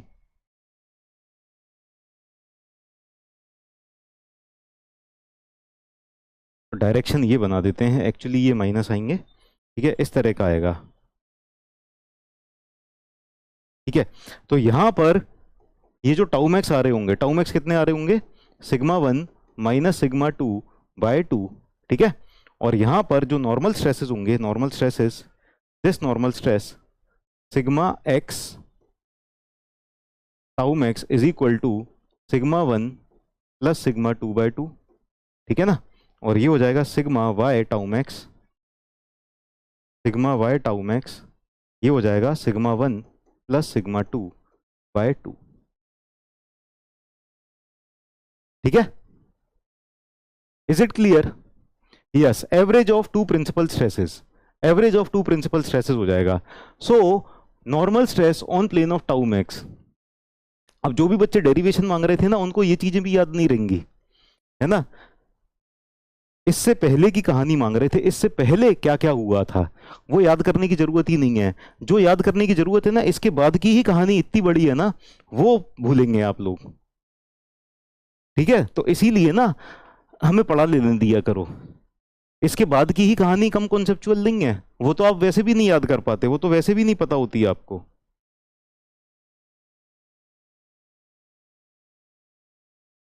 लिख लो जल्दी से सब लोग, राइट डाउन फास्ट एवरीवन।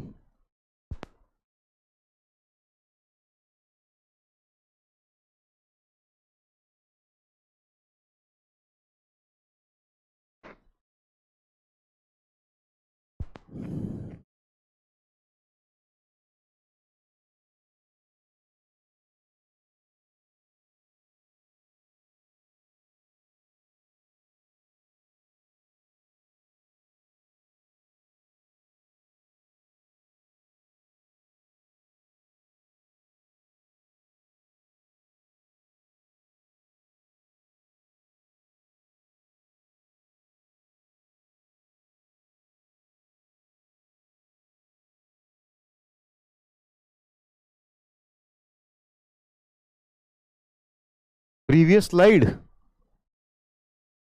ये लो,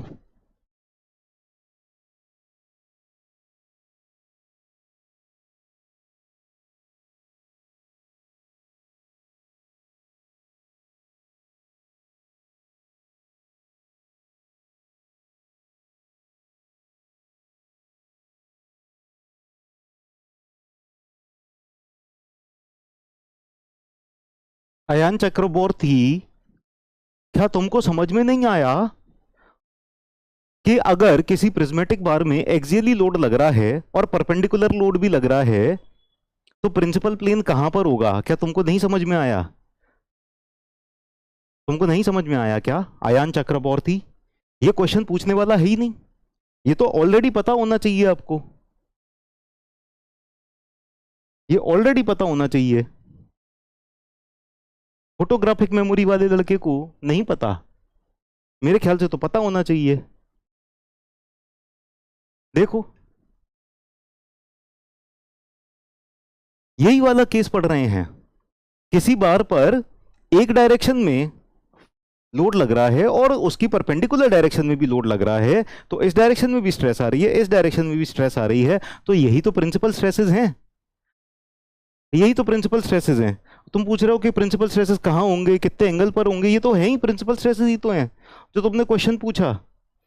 कितने थीटा पर होगा? 0 थीटा पर होगा, ठीक है। चलिए अब आगे चलते हैं, next next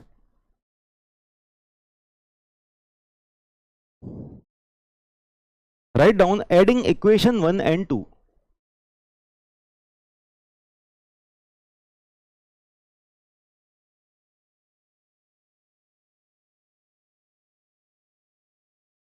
adding equation 1 and equation 2, ठीक है।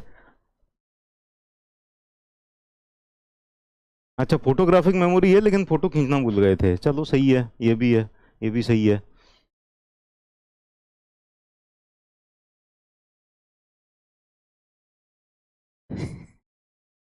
चलिए इक्वेशन 1 और इक्वेशन 2 को ऐड कर देते हैं। जब इक्वेशन 1 और 2 को ऐड कर देंगे तो क्या ये इक्वेशन को देख के इतना समझ में आ रहा है कि ये वाला पार्ट और ये वाला पार्ट एक दूसरे से कैंसिल आउट हो जाएगा? इन दोनों को ऐड किया तो ये वाला पार्ट और ये वाला पार्ट कैंसिल आउट हो जाएगा, ठीक है। यहां पर क्या बचेगा? Sigma x dash plus sigma y dash, yes, ठीक है। और यहां पर क्या बचेगा? सिग्मा 1 प्लस सिग्मा 2/2 और प्लस सिग्मा 1 प्लस सिग्मा 2/2, ये दोनों ऐड हो जाएंगे तो क्या बचेगा? सिग्मा 1 प्लस सिग्मा 2, यानी टोटल कितना आ जाएगा? Sigma x dash plus sigma y dash will be equal to sigma 1 plus sigma 2, ये आ जाएगा, ठीक है ना। सो इन दोनों को अगर ऐड कर देते हैं तो हमको क्या मिलेगा? हमको मिलेगा sigma x dash plus sigma y dash will be equal to sigma 1 plus sigma 2, ये मिल जाएगा, यस। तो यानी कि इसका कंक्लूजन क्या हम ऐसा कह सकते हैं कि सम, अच्छा सिग्मा 1 प्लस सिग्मा 2 ये तो हमेशा ही कांस्टेंट रहेगा ना। ये हमेशा कांस्टेंट इसलिए रहेगा क्योंकि ये ऑलरेडी गिवन है क्वेश्चन में, जो भी फोर्सेस लग रही हैं उसके हिसाब से ये कांस्टेंट है। वेरी क्या कर रही है? चेंज क्या कर रही है? जब हम एंगल थीटा चेंज करते जा रहे हैं तो सिग्मा एक्स डैश और सिग्मा वाई डैश चेंज हो रहे हैं, तो सिग्मा एक्स डैश और सिग्मा वाई डैश चेंज हो रहे हैं, लेकिन हमारे इस क्वेश्चन में जो भी गिवन सेट ऑफ डेटा है वो तो चेंज नहीं होगा ना। तो sigma 1 is given, sigma 2 is given, sigma 1 और सिग्मा 2 चेंज नहीं होगा, यानी सिग्मा 1 और सिग्मा 2 का जो समेशन है ये भी चेंज नहीं होगा, ये कांस्टेंट होगा, ठीक है ना। तो यानी इससे हम ये कह सकते हैं कि सम ऑफ, ये कांस्टेंट हो जाएगा, ठीक है ना। यानी हम ये कह सकते हैं सम of normal stresses, sum of normal stresses on two mutually perpendicular planes, two mutually perpendicular planes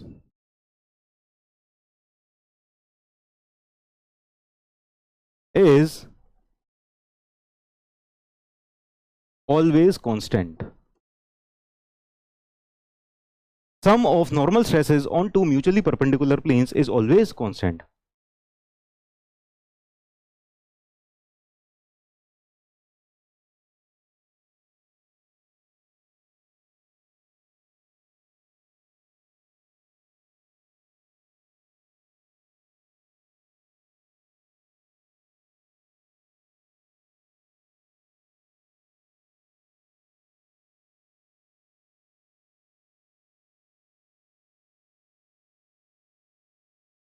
देख लिया, डन है।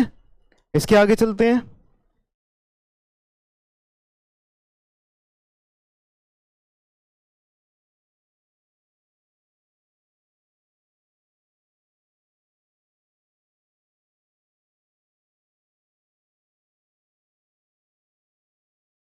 नाउ नेक्स्ट पॉइंट आप लिखो, रिजल्टेंट स्ट्रेस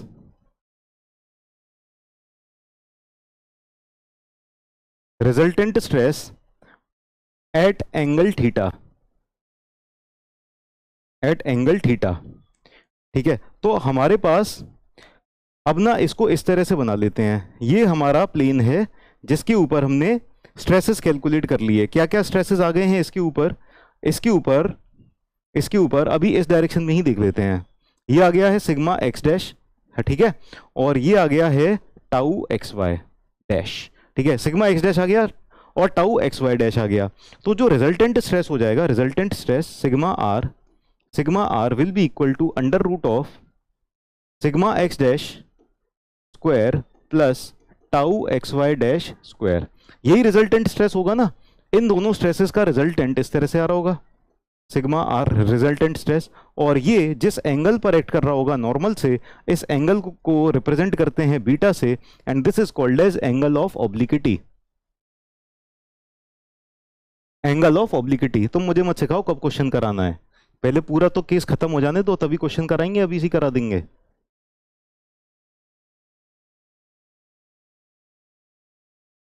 समझ रहे हो ये? चलो अगली क्लास से मैं क्वेश्चन ही कराया करूंगा, बीच बीच में डिस्टर्ब करते हो तुम लोग, तो मतलब थोड़ी ये पढ़ाने का। आधे बच्चों को चाहिए डेरिवेशन, और आधे बच्चे जिनके जितना काम का भी पढ़ा रहे हैं वो भी छोड़ो, सीधे क्वेश्चन करो।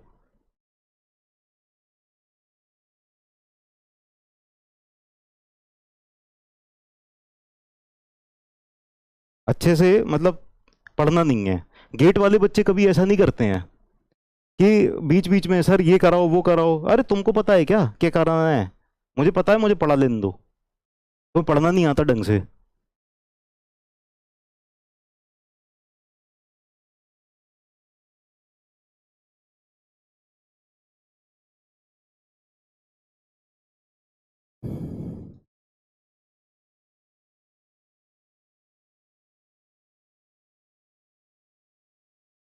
चलो, resultant stress eight angle theta. तो एंगल थीटा पे रिजल्टेंट स्ट्रेस कितनी आ रही होगी? ये रही रिजल्टेंट स्ट्रेस, ठीक है। अब resultant stress on plane of tau max का जो प्लेन है ना, उस पर रिजल्टेंट स्ट्रेस कितनी होगी? अच्छा चलो इतना ये भी लिखा देते हैं, एंगल ऑफ ऑब्लिक्विटी बीटा। यहां पर एक और पॉइंट लिखना है, एंगल ऑफ ऑब्लिक्विटी बीटा। लिखो एंगल ऑफ ऑब्लिक्विटी बीटा। तो एंगल ऑफ ऑब्लिक्विटी बीटा क्या हो जाएगा? बीटा हो जाएगा, देखो, it is inclination of resultant stress with the normal stress. Resultant stress जो आ रही है उसका इंक्लिनेशन किससे? नॉर्मल स्ट्रेस से। नॉर्मल स्ट्रेस से inclination of resultant stress is angle of obliquity beta, ठीक है ना। सो it is the inclination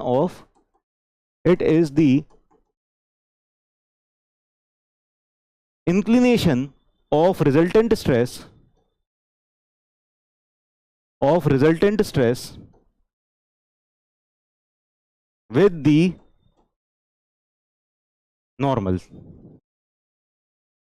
stress, ठीक है ना। नाउ एक और पॉइंट इसमें, shear failure will occur, shear failure will occur in a material when angle of obliquity is maximum, when angle of obliquity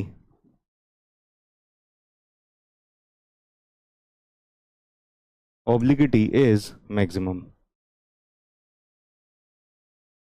angle of obliquity जब maximum होगा तब shear failure होगा, ठीक है ना। नाउ एंगल ऑफ ऑब्लिकिटी होगा क्या, एंगल ऑफ ऑब्लिकिटी अगर ये डायग्राम देखो तो tan बीटा, आप ये कह सकते हो क्या हो जाएगा, tan beta will be tau x y dash upon sigma x dash, tau x y dash upon sigma x dash, ये हो जाएगा एंगल ऑफ ऑब्लिकिटी। ये वाला ट्राइंगल देखो जरा आप, जस्ट ऑब्जर्व दिस ट्राइंगल। जब आप ये वाला ट्राइंगल देखोगे तो आपको ये ट्राइंगल कुछ ऐसे देखने को मिलेगा। ये वाला ट्राइंगल आपको कुछ ऐसे देखने, अरे ये वाला ट्राइंगल आपको कुछ ऐसे देखने को मिलेगा। ये रहा आपके पास ट्राइंगल, ठीक है ना। ये वाला ट्राइंगल ध्यान से देखो, ठीक है ना। इस ट्राइंगल को हम यहाँ पर रख देते हैं। तो जब ये इस ट्राइंगल को यहाँ पर रखा, ये वाला एंगल हो गया बीटा, ठीक है ना। और ये वाली जो स्ट्रेस हो गई, ये वाला बेस, ये सिग्मा एक्स डैश हो गया, सिग्मा एक्स डैश, और टाउ एक्स वाई डैश इसका परपेंडिकुलर हो गया। ये वाला जो स्ट्रेस है, ये वाली स्ट्रेस, ये इसकी परपेंडिकुलर हो गई, ये हो जाएगा टाउ एक्स वाई डैश, ठीक है ना। तो जब आप इस ट्राइंगल से देखोगे तो tan बीटा क्या हो जाएगा, perpendicular upon base, tau x y dash upon sigma x dash, ठीक है ना।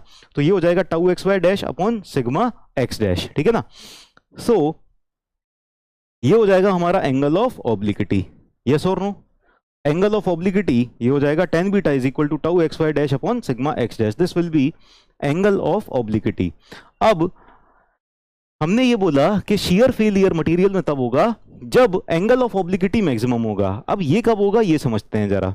एंगल ऑफ ऑब्लिकिटी ज्यादा से ज्यादा होने के लिए, एंगल ऑफ ऑब्लिकिटी ज्यादा से ज्यादा होने के लिए ये जो परपेंडिकुलर कंपोनेंट है ना, ये ज्यादा से ज्यादा होना चाहिए। This perpendicular component will be maximum, ये परपेंडिकुलर मैक्सिमम होना चाहिए। जब ये परपेंडिकुलर कंपोनेंट मैक्सिमम हो जाएगा तो इसका मतलब क्या है, shear स्ट्रेस मैक्सिमम हो जाएगा। इसका मतलब ये है कि जब shear स्ट्रेस मैक्सिमम हो जाएगा, और shear स्ट्रेस मैक्सिमम हो जाएगा तभी तो shear में फेलियर होगा। shear फेलियर कब होगा, जब shear स्ट्रेस मैक्सिमम हो जाएगा। तो एंगल ऑफ ऑब्लिकिटी मैक्सिमम होने का सीधा सीधा ये मतलब निकल रहा है कि shear स्ट्रेस मैक्सिमम हो रहा है, shear स्ट्रेस मैक्सिमम हो रहा है, और जब shear स्ट्रेस मैक्सिमम हो जाएगा तब shear फेलियर हो जाएगा, ठीक है ना।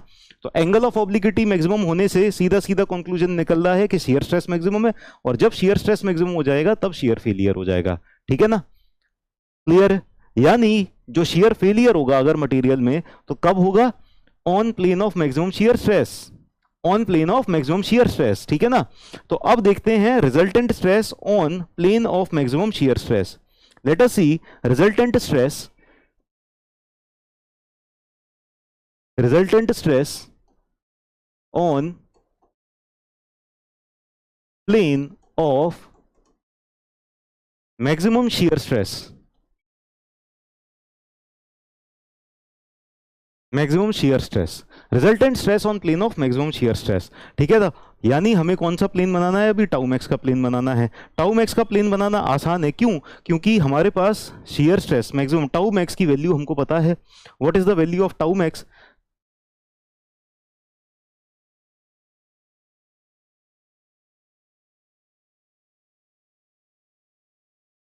टाउ मैक्स की वैल्यू क्या है, sigma 1 minus sigma 2 by 2। Tau max की वैल्यू ये रही, ठीक है। हमें नॉर्मल स्ट्रेस की वैल्यू पता है, सिग्मा एन कितनी वैल्यू है इस वाले प्लेन पर, ये है सिग्मा 1 प्लस सिग्मा 2 बाय 2, ठीक है ना। और यहां पर जो एंगल ऑफ ऑब्लिकिटी हो जाएगा ये मैक्सिमम हो जाएगा। एंगल ऑफ ऑब्लिकिटी इस तरह से बन जाएगा यहां पर, ठीक है। ये आ जाएगा resultant stress and this will B beta max, beta max, ठीक है ना। तो सबसे पहले रिजल्टेंट स्ट्रेस कैलकुलेट करते हैं। रिजल्टेंट स्ट्रेस सिग्मा आर यहां पर क्या हो जाएगा, under root of sigma n square plus tau max square, sigma n tau max लिख देते हैं यहां पर, है ना, sigma n tau max square plus tau max square. ठीक है, तो ये रिजल्टेंट स्ट्रेस हम कैलकुलेट कर लेते हैं। Let us calculate resultant stress.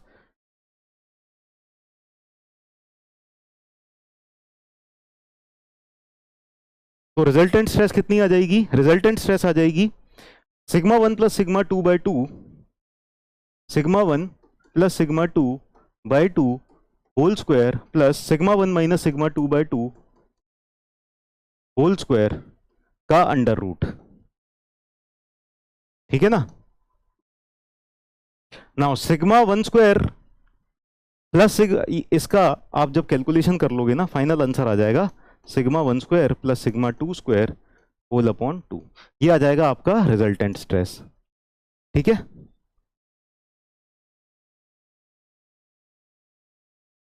This will be the resultant stress. ये रिजल्टेंट स्ट्रेस आ गया, और यहां पर एंगल ऑफ ऑब्लिक्विटी कितना हो जाएगा,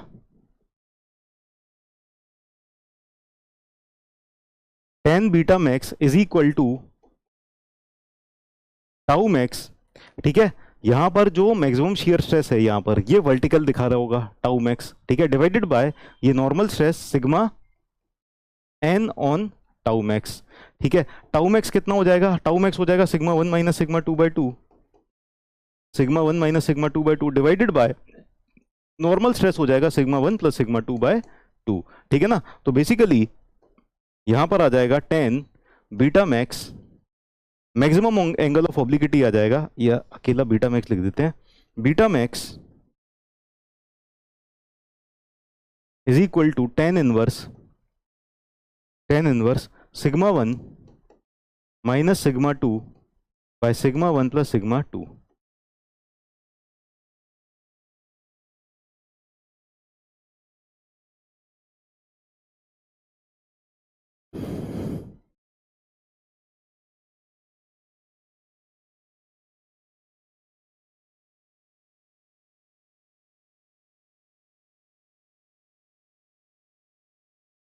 लिख लो जल्दी से, हो जाए तो बता देना।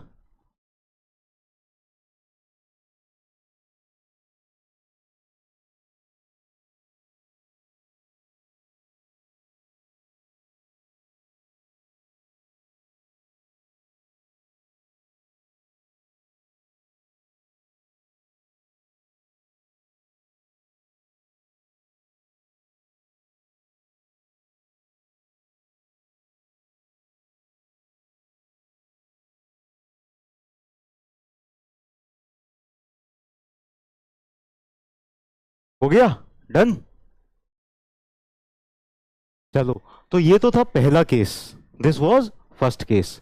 ठीक है ना, तो पहले केस में कितने फॉर्मूले हो गए आपके याद करने के लिए, हाउ मेनी फॉर्मूले आर देयर, फॉर्मूले देख लेते हैं, नंबर ऑफ फॉर्मूले गिन लेते हैं। ठीक है, 3 फॉर्मूले तो ये हो गए, ये हो गए, ठीक है ना, जिनके डेरिवेशन के लिए आप चैंट रहे थे, है ना, ये डेरिवेशन कराते कराते ये समझते समझते ही आपके 2 दिन निकल जाएंगे।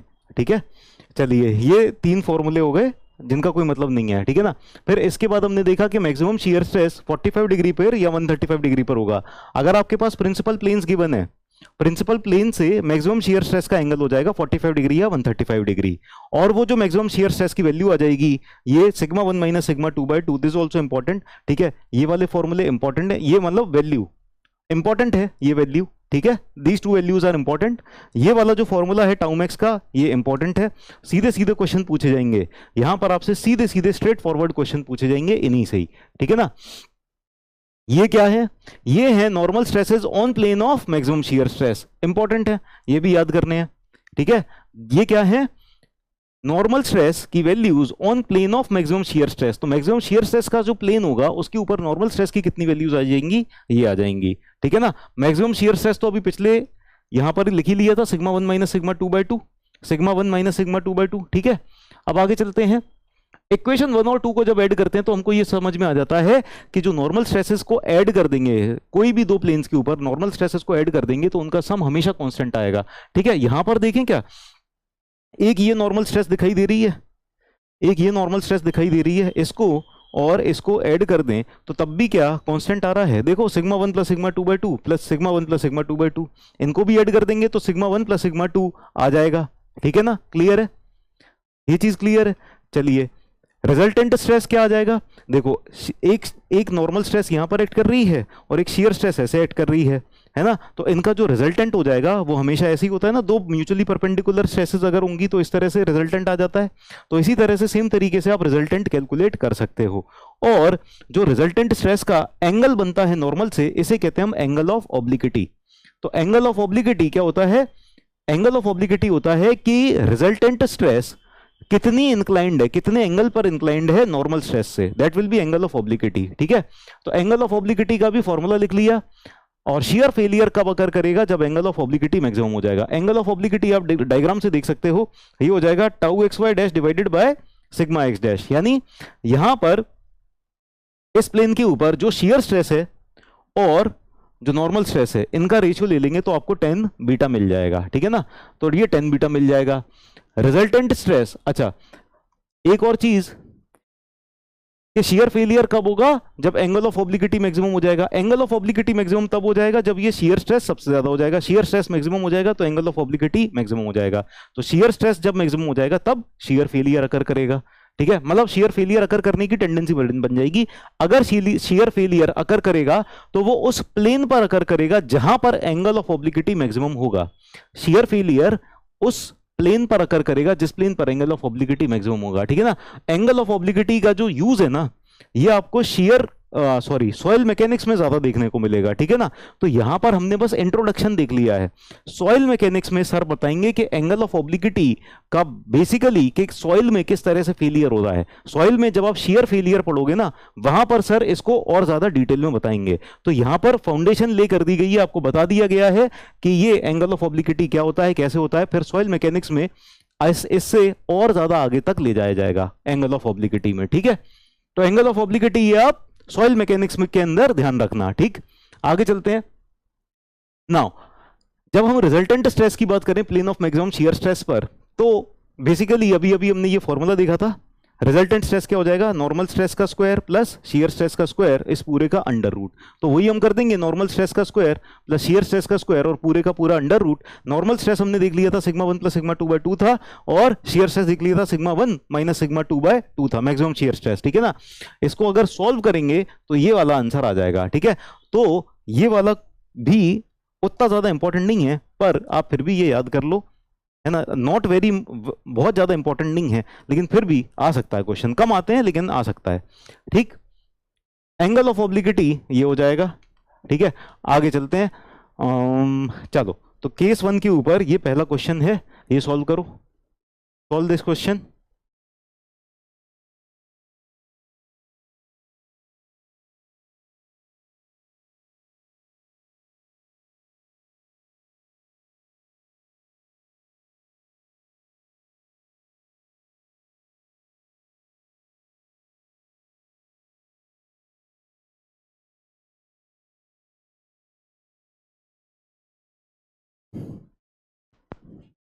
ये -10 मेगा पास्कल। ठीक है, माइनस उधर रह गया, इसका माइनस।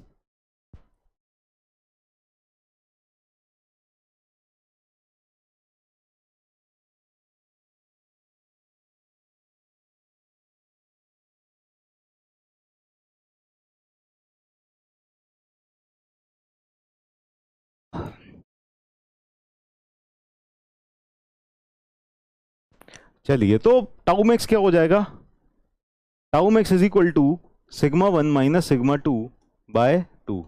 सिग्मा 1 की वैल्यू क्या है, सिग्मा 1 की वैल्यू है -10 और -20 बाय 2 यानी -30 बाय 2, -30 बाय 2 यानी ये हो जाएगा। अच्छा, इसको माइनस लगा देते हैं, चलो माइनस इसलिए लगा देते हैं कि टाउ मैक्स प्लस माइनस से अंतर पड़ता नहीं है बेसिकली ना, डायरेक्शन ही बताता है। ये आ जाएगा आपका 15 mega pascal. Correct answer will be option B. Option B सही आंसर हो जाएगा। देख लेते हैं कितने बच्चों ने ऑप्शन बी किया है ना। इसके ऊपर ना 61%, वेरी गुड। अनन्या सिंह, चंदन दत्ता, शगुन बाजपेयी, राजा फुलारा और सौरभ पांडे। Very good. तो इतने सारे बच्चों ने, मगर ये टॉप 5 में आ गए हैं, बहुत सारे बच्चों ने सही किया होगा। क्लियर है? तो इस तरह के बेसिक बेसिक से क्वेश्चंस आते रहते हैं, लेकिन मैंने थोड़े से टफ लेवल के भी करा दी है। क्या पूछा है? हाँ, ये वाला तो अभी कर नहीं पाओगे क्योंकि ये ना केस 2 का है, केस 2 का क्वेश्चन है, तो पहले केस 2 कर लेते हैं फिर ये क्वेश्चन करेंगे। ये वाला क्वेश्चन, हाँ ये वाला क्वेश्चन आप कर सकते हो, ठीक है। तो ये वाला क्वेश्चन करो, लेकिन इसके ऑप्शंस तो है नहीं, तो ऑप्शंस मैं बना देता हूं।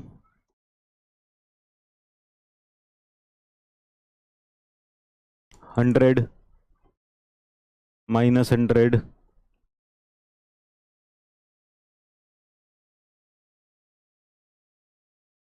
100√2, 0।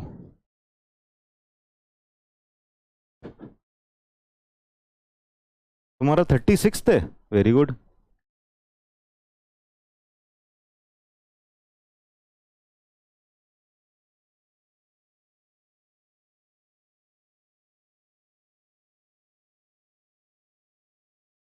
छत्तीस चाइना टाउन देख के आए क्या?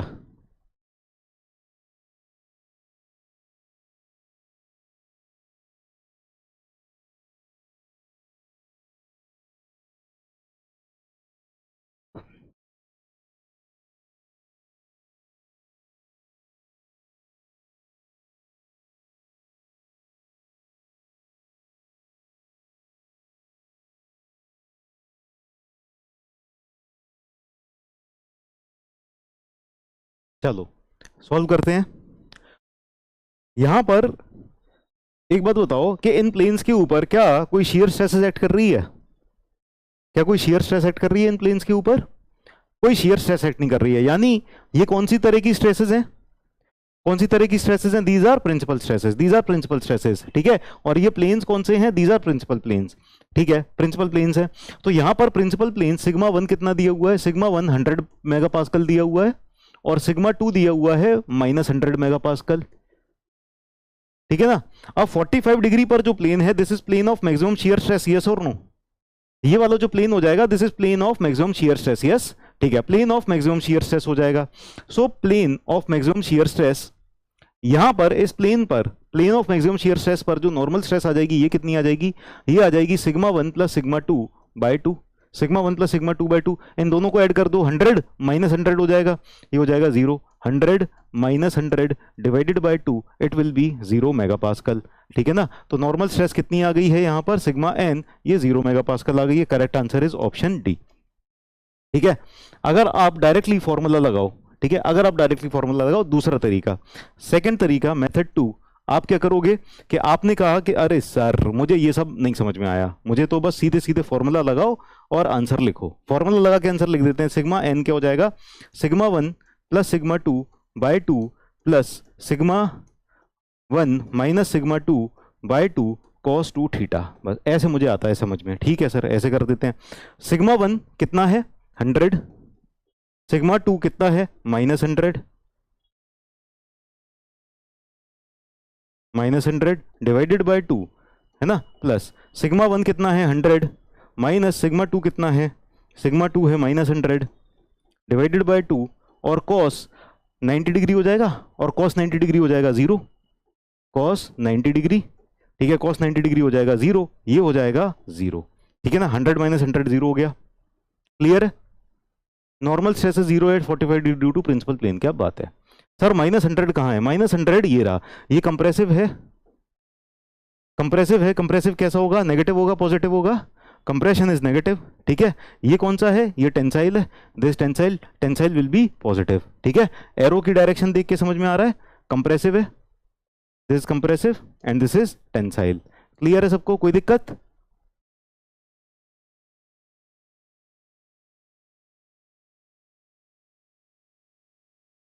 तो इसका करेक्ट आंसर हो जाएगा ऑप्शन डी। देख लेते हैं, 17% बच्चों ने सही किया है। अब्दुल, रोहित, बी पटेल, सौरभ पांडे और सताक्षी पाल, वेरी गुड, ये टॉप 5 में थे। आगे चलते हैं।